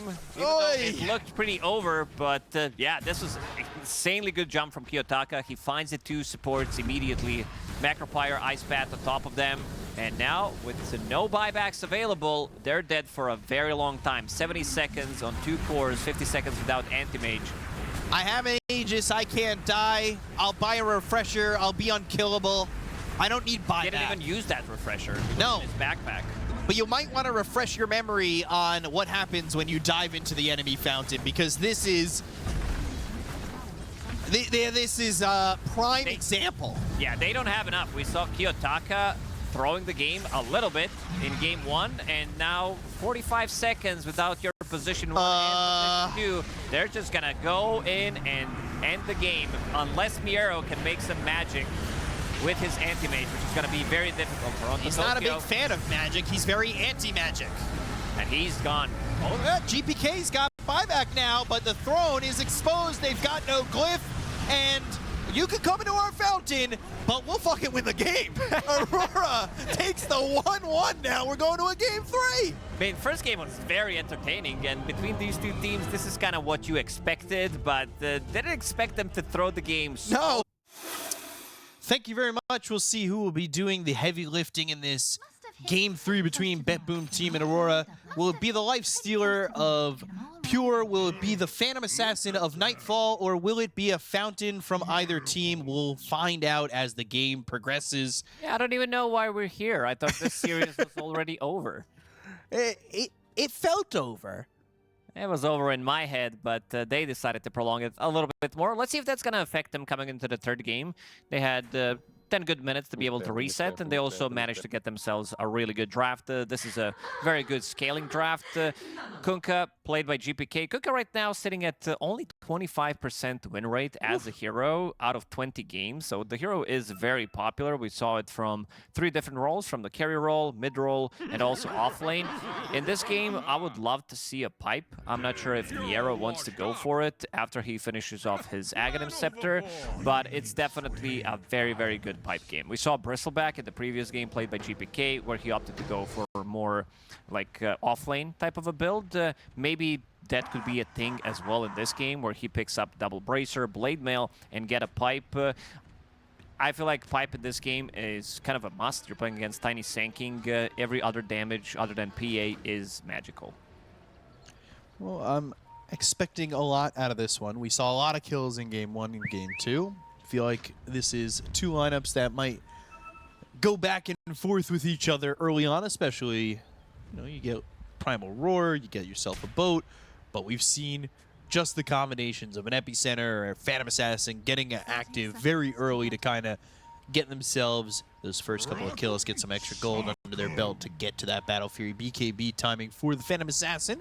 But we'll see. I mean, both games have gone the same direction for the most part. A team gets a 9,000 net worth lead, we go back to even. Big impact thing happens, whether it be a fight or a dive, and a team wins. If we continue on that script, on that line... It's a funny trend. These two teams definitely have delivered so far in terms of entertainment. First game especially, the way they've been playing very aggressive. Second game wasn't that kill heavy compared to game number 1. But yeah, looking at the lanes, Sanking, I see this here, I'm like, the hero's gonna lose the lane every single time. Hoodwink starting with Boots of Speed, so he wants to keep the distance. This is not a real killer lane. Jakiro always has that, but Lifestealer is not very aggressive laner. So I do expect Mira, judging by his items, to be able to go into the triangle and also go into this outer ring and try to stack. I think it's more important for Sanking to stack the outer ring compared to the Ancients before, because this is where he wants to be at between 4, 6, 7 minutes. Interested to see how Kiyotaka plays this game. That first game, he played not great in the lane. He had, 6 deaths to start? Yeah. And all of a sudden, I know they lost that game, but you start to feel that impact, and his movements throughout these fights were very impressive. So he's definitely looking to have a second life at that, right? A second chance to show in lane. But GPK, we talked about it before we came live on the mic, he is a really good Kunkka player. He's one of the best ones. Might be the best Kunkka player out there. This is a hero that he did use before when pretty much nobody else wanted to use it. And as we said, this hero is relatively popular so far in the tournament. So far, he's doing really good in terms of CS and also in terms of denies. 6-3 compared to 6-0 on Kiyotaka. Kiyotaka eating those Tidebringers for the moment. Nightfall here with Panto. Definitely opportunity with a couple of Fire Spirits to get a kill if Nightfall is feeling like he wants to play aggressive. We saw Pure do that in game number 2. He was playing on the edge of this hero. Also, early on in game 2 for BetBoom Team, there was a lot of lane swapping. There was a lot of movements that forced them to maybe feel uncomfortable in lane. We're not going to see much of that here, but I'm interested to see if they do get a kill with the PA early on in a lane like this. There's a lot of spam coming out. You're playing against Windranger Beastmaster. There's, I believe, Ring of Bassi coming out, so that's going to definitely help him with the spam. Once you hit that level 3, it gets pretty difficult for Phantom Assassin. If you get hit by Power Shot, and that's exactly what he's doing, try to keep him low in the trash hole so he can try to snipe him with the kill shot facet.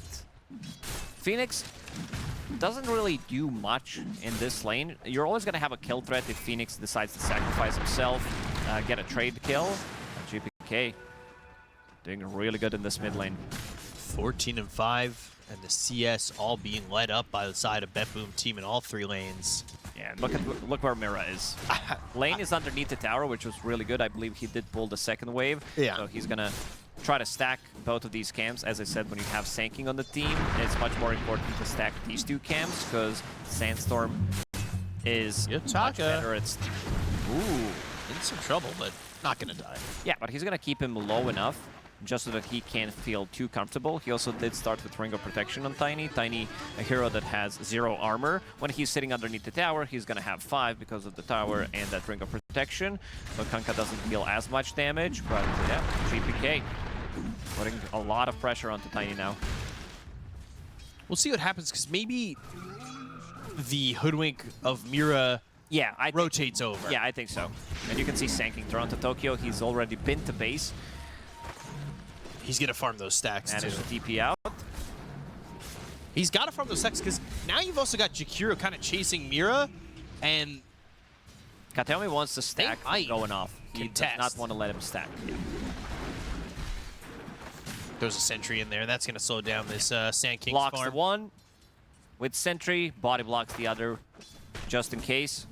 Man, Kiyotaka, he's really low. Yeah, he's not having GPK. fun mid. Now we know what it means. Gonna punish Kiyotaka. This guy is... he's really putting a lot of pressure, and you can see this is the type of a lane, type of a matchup where he's the one using the glyph, but you can also see that they wanted to play slightly more aggressive maybe with that glyph because GPK called it. He did not want to allow him to get that CS. Controlling both runes pretty much. Let me ask you something about SK. It almost felt, and you've said it, it feels like a guarantee this hero's going to lose the lane. Is it that powerful that we're still seeing this hero? I gotta check the win rate of the hero because I feel like it hasn't been winning as much. It's been picked 25 times, 56% win rate, which is not too bad. But yeah, Power of Sanking, we saw a new type of a build, Shiva's Guard, Bloodstone. These are very expensive items. Bloodstone not his core item anymore by any means after we removed the AoE part of it. So he does go for Aghanim Scepter, Toronto Tokyo, and Sanking. 3 matches, 2 dubs. That's not bad. Not bad. Say it. Say it. What do you want me to say? You know what I want you to say. It's pretty good. No, it's 66% win rate because you can do math on this one. Yeah, well, it said the number up there. I didn't have to explain myself. The easy math that I get to do in that scenario. Kateomi getting a couple of those, and also chasing Toronto Tokyo back to the base and killing 5 him minutes for in. first blood. This is insane. Like They're mad. Standing. BetBoom Team might be mad from game being 2. mad, Toronto Tokyo's like, yeah, there's a Madstone bundle dropped. Somebody pick it up. Nightfall, very low. Let's see if Save maybe tries to snipe him. He's going for it. Ooh, completely different direction, but nice try. What do you think got said in between games 2 and 3? Because BetBoom Team, they're serious. What do you even say? I think it's pretty obvious. Maybe somebody cracks a joke. Let's not do that in game 3, okay? We're still not qualified. We're sitting at 2-1. If we lose this game, we need to win tomorrow. But this time around, they're gonna punish. 2K gold lead already for BetBoom Team. Not as many kills as the first 2 games at this moment in time, but you could definitely feel the tenseness. Yor is making a rotation. Level 5 Lifestealer, not what you would expect. And Nightfall not really having many options in a spot to jump to. He's got to try and find Panto, who will move over. Power shot doesn't connect, but the axe is still flying forward. Pops that salve, save. Clarity. He's got power shot available in 2 seconds. Panto, by the way, he ended up getting killed off by Pure. They're also going to bring GPK over. They'll have the X Nightfall chased into the night, and he will fall.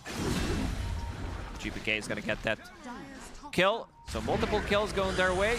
Also leaving Kateomi in the bottom lane alone. He's trying to get some of that XP. Toronto Tokyo and Mira definitely happy about this one, relieving some of the pressure that they were putting. Big, massive difference in the mid lane. 1K gold lead already. GPK was the one who got the kill, and now he's gonna TP. He's TPing to the bottom lane, a bit low on mana. Let's do the math. 175. Ice Path Torrent. And an easy kill for BetBoom Team. Already a 3,000 net worth lead. At this point, Aurora, it's time for plan B. I don't think you need to have plan B when you're playing against BetBoom Team. Sometimes plan A that you have, they kind of give it to you. They're like, you know what?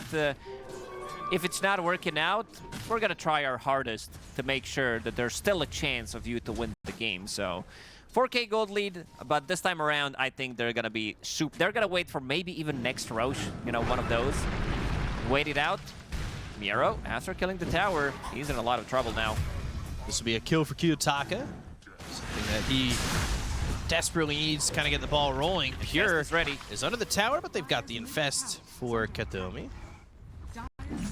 I wouldn't say game 2 is plan A for Aurora. I'll be honest. If plan A is hoping that the other team dives the fountain, you might want to reconsider. If anything, it was plan F. Yeah, one of those letters, other half of the alphabet. Z. When it all comes push to shove, we hope they dive the fountain. They didn't even have to bait it either. They didn't have to all chat, hey, come get us. Nothing. They just did it. But now, game 3, BetBoom, they're serious. Focused, serious, up 3,000 net worth. GPK had a really good time over mid. Pure's top of the net worth with him. Shackle connects, and Kiyotaka shackled up and stunned for a moment. He's not got a lot of health anymore, but he'll try to put the damage on Miero. GPK comes over to get a +1 onto Mira if he's got the boat to land, and he does. And the power shot will be that kill shot. That was a very aggressive move with the heroes that they do have. A bit limited on damage. Maybe Phoenix is level 6 if you're a Hoodwink. Hoodwink's only level 4. He really didn't have that good of a time in the bottom lane, sinking. Of course, losing the lane, he was stacking, but there's going to be another tower. This is a big kill if they can get him. And it seems like they should be able to. So, second time, Miero's going to go down. But again, BetBoom Team finding some more kills. Level 4 Hoodwink, not going to get out of this one. Panto and Mira, they got both supports on that one.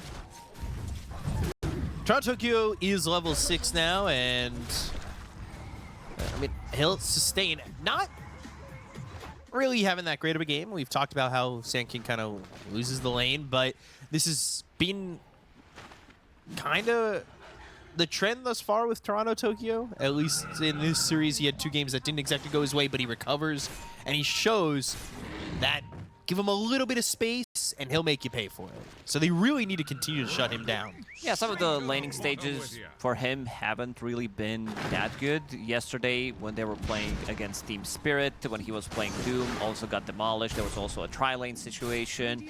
And also that game where he was playing, yeah, it was another Sand King game where he was also falling back to the jungle relatively fast. You don't have the sack. They still want to get this tier 1 tower with the Jakiro. They can push it pretty early on, pretty easily. It's got 3 levels in the Liquid Fire. They're coming in. They're playing aggressive again. They've got the X into the Tidebringer with the Torrent. And GPK looks so good.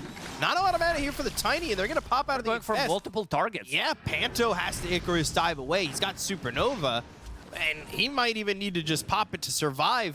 You don't really want to do so, but here comes the Supernova with the toss back on it. Avalanche, not a bad move. GPK, though, will throw that ult and try to TP away. They do not have anything to stop this, so that ultimately ends up being a Kunkka that gets to leave.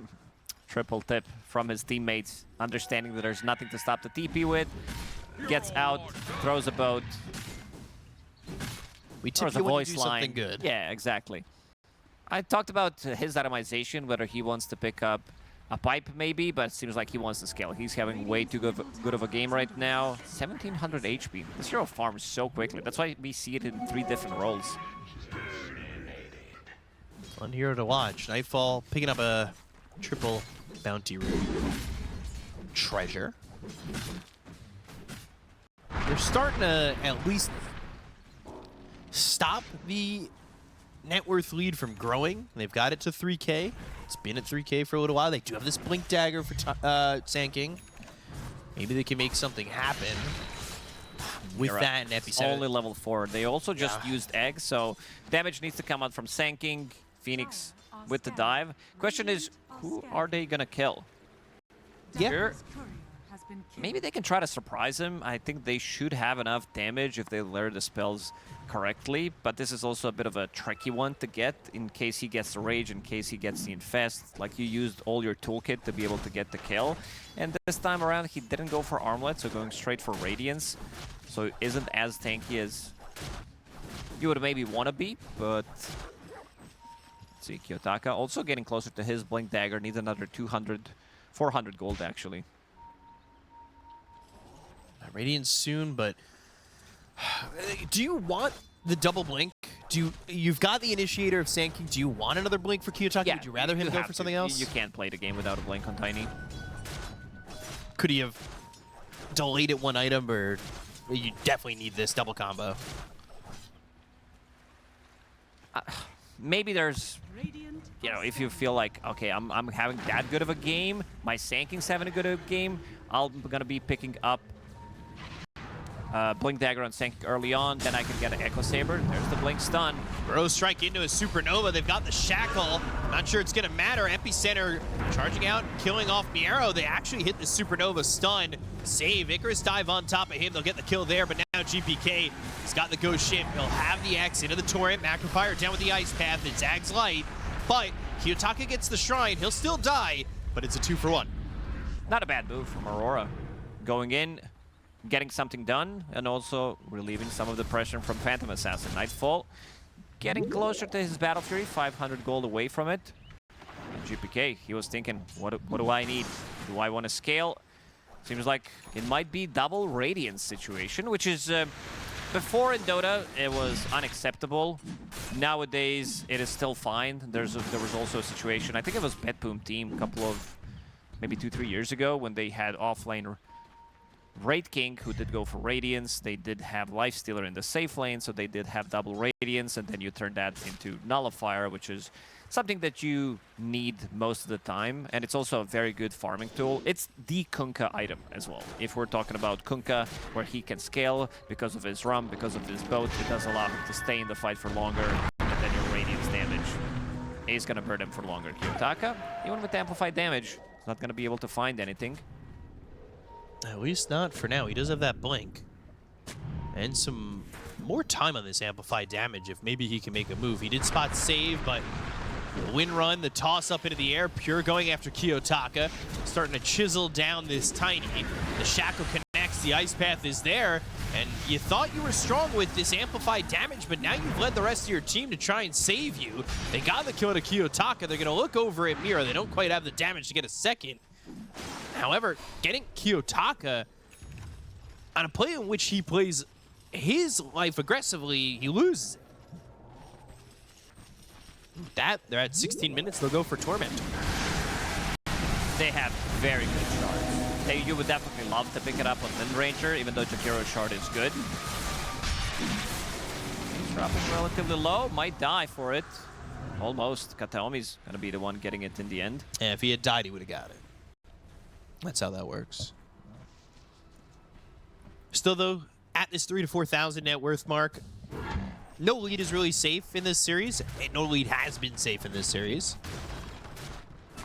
Just kind of following what we've done in the past few games. Early game dominance into the other team gets a couple items, and now they feel confident to go, which was that Blink Dagger on the Sand King. You've got the Blink Dagger on the Tiny, too. They're going Ags on the Sand King. He's only, he's 2,000 gold away from it, but now you've got the Battle Fury on PA. You can start to get the items going. Yeah, considering everything, I think Sand King still has good amount of farm on the hero, even though he's lowest on the net worth. Keeping up with Beastmaster, who also got slightly shut down, getting 2 kills and then finding another kill 14 minutes in when they try to invade enemy XP Shrine.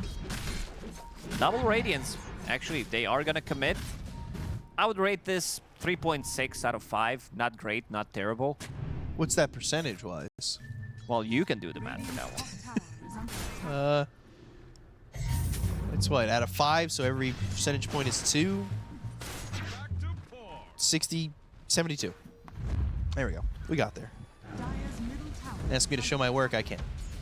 Well done. I wasn't listening, so I assume it was correct. You never do! Don't reveal my secret. Smoke, GPK. The rest of the squad, they're going to find Panto.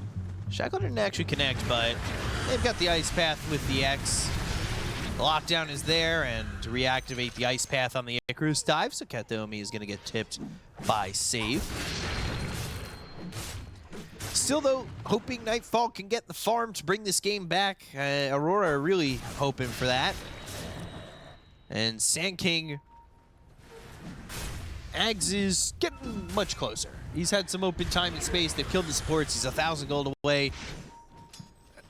They'll have to get that extra bit of damage and maybe go with a Supernova this time. At the same time, they're looking for the Radabatos for the extra control from the Hoodwink, as this will be the first Aegis for Miero on the side of BetBoom Team. Using that Aghanim Scepter timing. And also Pure. Ooh. All right, we did not see that. It was an okay attempt, but seems like Pure managed to read the situation. Shackle connects. Sharpshooter thrown out. Toronto, Tokyo. Just standing nearby. Knows he's probably dead. X back, and down he goes. So going for SNY, opting to go for more survivability, and great against Sanking, great against Tiny, all of these stunts that they do have, Bushwhack. Mira has been pretty heavy on stacking duty, but we haven't really seen him getting much involved. 0, 3, and 1. Pretty silent. Yeah, it's been a quiet game from, I would say, both supports. I guess Pantho gave that Supernova over by the Shrine. That wasn't a bad fight overall. You're getting a lot more impact because of the net worth, especially from BetBoom Team on their supports. They're looking for a Solar Crest on the Jakiro after he picked up that Pavis and a Glimmer Cape. And we've talked about how impactful those items have been, honestly, throughout this series. Look where GPK is. He is very aggressive. Yep. Using that X mark. Let's see if anybody is building into Yule Scepter. Tiny has one, so might need to be slightly more careful about this type of a play. Can't get interrupted. The reason why you're also buying Radiance is, other than you being tanky, getting that extra bit of a burn, because how long you're going to stay in the fight. Also, you can one-shot the creep wave. You hit it once with your Tidebringer and stay for a little longer, and then the creeps are going to die. So you don't have to wait for that second Tidebringer hit. They're still extending this net worth lead overall. They're looking for the BKB on GPK. And he has not played behind this river, it seems like. I mean, the whole side of BetBoom Team has just played very far forward. Aurora's map is pretty small. And you have to give most of it over to Nightfall. He needs this farm. Ultimately, they're continuing to just get choked out by the side of BetBoom Team. At some point, you're going to have to try and fight. Yeah. Nightfall is getting his combo ready. BKB getting delivered. TP is available on him. Has fallen. There's BKB. Radiant are scanning. Kiyotaka, this is the type of a move that he needs to go. He needs to go for an extra wave and try not to get punished. I don't know if he can stick around and try to get this XP rune. No, he can't. But Mira did get it on the other side of the map. Yeah, compensating for knowing that they're pressuring on this side of the map, knowing that they're all kind of there, you can go for that. Is that was the full Ags, right? Yeah. Toronto Tokyo will have that Ags Radiant's top tower is under as it attack. flies out. Smoke on Mira, but again, BetBoom Team, they were not afraid to show in lanes. They're not afraid to push up forward. They are starting to get these items for Aurora, and I know I just said it, but like, they're not even looking like they're setting up to fight just yet. No. They want to control the map. As expected, what happened in Game 2, they are playing it slightly slower, more methodical. Beastmaster's going to be holding the first Aegis. Does happen, because Lifestealer is not even close. Second Aegis probably going to be used on Lifestealer if they're going to get it to try to siege the high ground. Mira, this is exactly how they need to play. Try to buy as much time. They don't want to fight into this Aegis on Beastmaster. Pure is going for Aghanim Scepter, which is, or was considered to be, one of the best items overall on the hero, especially for certain matchups against the Troll. Great against Phantom Assassin, where she was getting disarmed. It doesn't disarm anymore. You deal more damage, but this has been a very big nerf to the item. For BetBoom Team, they've got 50 seconds left on this Aegis, and they're hoping this game they have an aversion to the fountain. They don't dive in too deep. Weird thing is, usually when you've got an aversion, you stay far away from it, but in Dota, you gotta go towards the fountain to win the game as you take these towers and look to take the throne. As long as they don't go past it, they should be fine at this point in the game, up 8K. But here finally is a moment from Aurora where they have smoked up and they are looking to make that initial attack, where they have these items that maybe they're behind in net worth, but they feel are good enough to finally find a fight that can benefit them. Yeah, they're trying to get something done. Aegis is about to expire. Let's see if they're going to be able to find Miro. He does have shield rune, so can't blink out. That's a bit tough. Oh, no! Neutral creeps. Kiyotaka, look at the smile, immediately knows. I think everybody who's played Dota ever since the patch dropped got griefed at least a couple of times by these creeps. Darn you, Croaker! Thinking about the epicenter, Toronto, Tokyo. He's in the trees, but they've got the X. They go to the tower, they hit the Burrow Strike, and they got the Ice Path down. It's around Toronto, Tokyo. And they evacuate the cities as Toronto, Tokyo is gone. They want more. Blink daggers are going to reset in a couple of seconds. They also want Panto, who wants to creep skip. Pure dancing it up. Somebody give that guy some cardboard. He's breakdancing on your lane. Panto, Icarus dive, trying to get away with this Sunray. And he's going to get out. And if we go back to breakdancing, I thought this was super cool because, you know, when I grew up, these are the types of video that I was watching. Save's going to die. Good kill, GPK. Nightfall, he'll be willing to get that pulled back into this ghost ship. Something we saw Pure do with the Phantom Assassin is play very patient with the BKB. Yeah. I couldn't finish my thought, but breakdancing at the Olympics. Ooh. Remember that one? Yeah, this was one of the most useless things I've ever seen. Back to the game. Kateomi now getting initiated on. Almost another kill. Nightfall not even using a BKB after they try to play aggressive on him. Understanding that he's going to need that either to fight or TP out. But yeah, level 17. Nightfall has been pretty impressive on Phantom Assassin. Every single time that he played so far, he did look very, very good on the hero. They are starting to get some kills under their belt for this Phantom Assassin. You think breakdancing's useless. I mean, you want to know what else is useless? What? That refresher. That Nightfall? never got clicked. He is going to get roared, but he pops the BKB. They have the Glimmer Cape, and Miero, he's not going to die, but BKB charge used. Pretty happy with that. Still up quite a bit, too. Panto again, Icarus dive, getting to the edge of this island. They still hit the X. Meanwhile, Kateomi in the mid lane is getting initiated on. And they are trying to get a kill here onto the Jakiro. They've got the epicenter. They'll get the kill there, at least over mid. Panto does escape. This is the first time they're going to kill a tower. 26 minutes into the game. Aurora finally getting a tower, but yeah, they need to go for these pickoffs. Next Roche may respawn in a couple of seconds. Let's see how long it's going to be. What do you think the clock says? Actually, do you want me to say it so you can be smart? It's respawn. It was a fast one. What?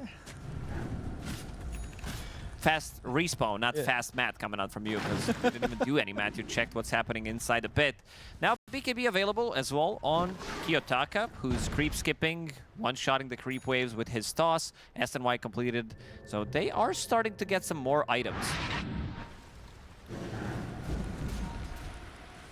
They are, but, you know, it stayed close to 3K for a while. Now it's been staying at 9K. BetBoom Team, we'll see how they react as they're going to want to get this Aegis and go near Roche.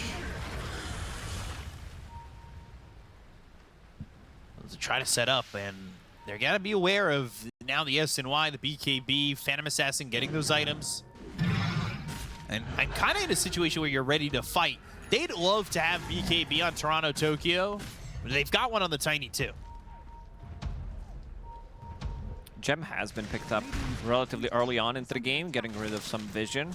And looking at neutral items, for BetBoom Team, it's all about survivability. All three cores having Gale Guard, what is it, Brawny, two of them have Brawny, Lifestealer, actually 3 Brawnies. So as much HP, as much region they can get to be able to survive that initial jump.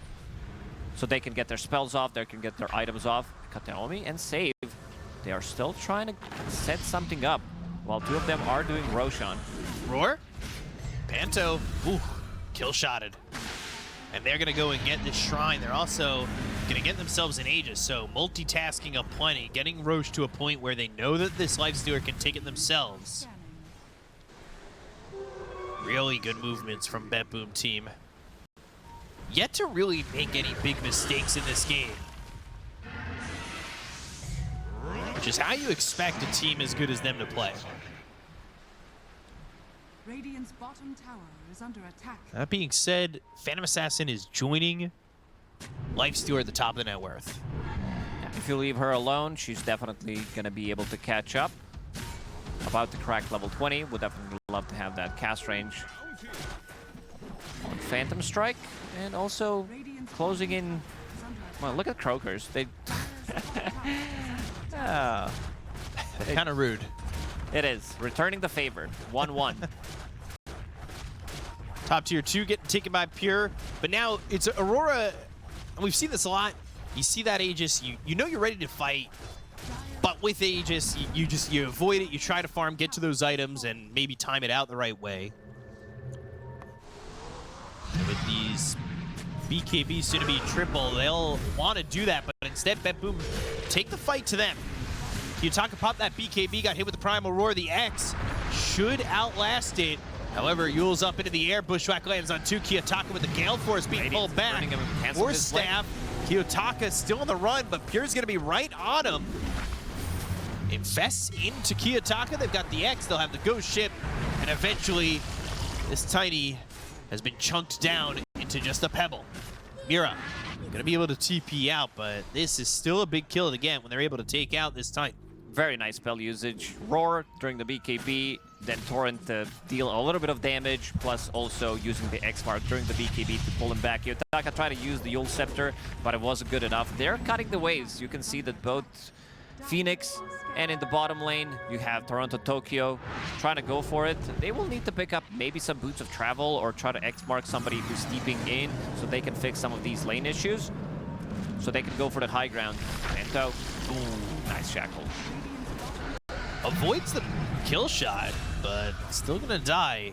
Now they've got the confidence of this Aegis. They have 2.5 minutes left with it. They're able to go and pressure for these kills.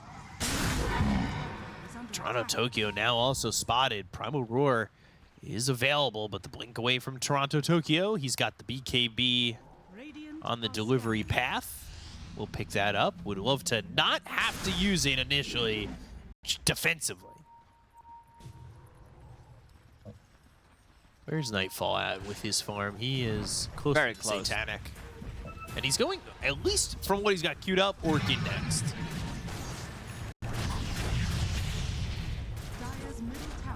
It'll be They're some ready to time. go for the high ground. Yellow Force is available. 2 minutes left of that Aegis. Kiyotaka thinking about maybe getting some toss back, but also needs to be careful. Sure, you are a tanky guy. Underneath the tower, you have 33 armor, but they're ready to go. This time around, BetBoom, they plant the banner. No shenanigans, no fountain dives. Yet. So far. Pure. He's going to turn around and go for Nightfall. They'll pop the Infest very quickly. They've got the epicenter of the damage not being done to Kataomi initially, but they go to the right click. So if Nightfall, they get that kill. They'll get the Aegis out of the hands of the Lifestealer. All of a sudden, this fight might look good for Aurora, but they go to the Primal Roar. They've got the BKBs popped around the horn. Kiyotaka needs to get away. His BKB's going to run out in a moment. GPK's, his is up for a second or two more, and so is Nightfall's. That runs out. He goes after Pure. The Burrow Strike's a little bit off the mark, but they've got the Shackle. It connects onto the Phantom Assassin. The Torrent lands. Kiyotaka's dead. He'll buy back. Down goes Toronto Tokyo. Nightfall trying to fight. He's trying to stand his ground. They've got the toss. They'll get the kill to Miero. They'll look over at GPK. A Shackle again stops them in their tracks, but Panto's gone. GPK dead. Buyback from the Phoenix. And now Aurora, they're starting to charge back. Can they get the kill to save? Can they catch this Windrunner? And yes, they can with the Avalanche, the Yules, and then eventually they'll get I'm the not kill. messing around. What happened in the first game is when PA did TP out with no HP. This time around, Avalanche Toss and the Yule Scepter at the same time. Oh, yeah. But yeah, manages to bring it back again with some really nice buyback coming out from him. Very sacrificial, going for the same item build, and Phantom Assassin allowing him to deal the damage.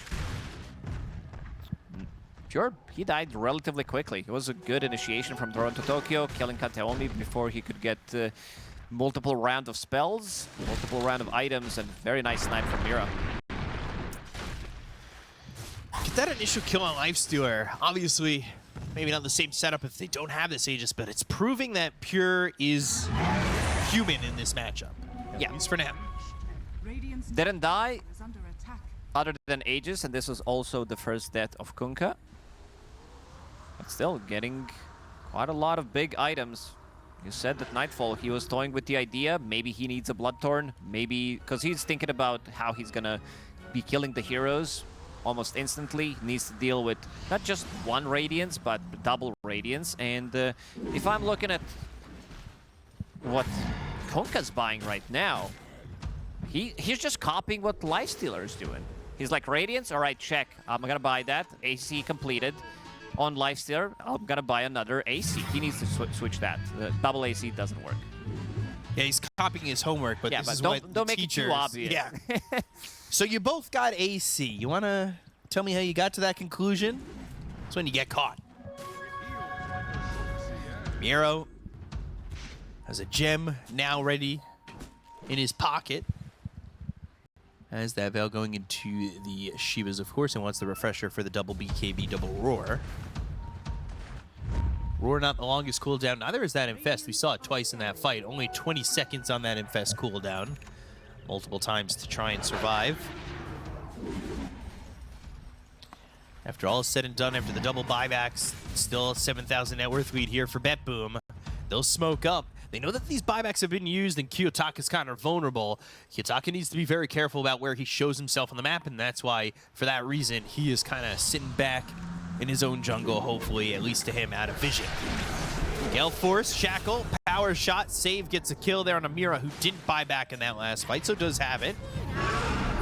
Primal Roar, Toronto Tokyo, trying to take the stride, and he's dead with dead no so buyback. quickly.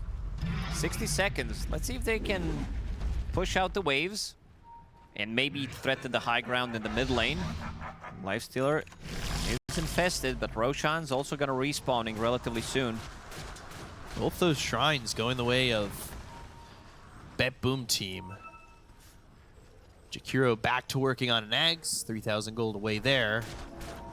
They have a little bit of sustain with the Guardian Greaves from Windranger, but this time now looking for a Hex.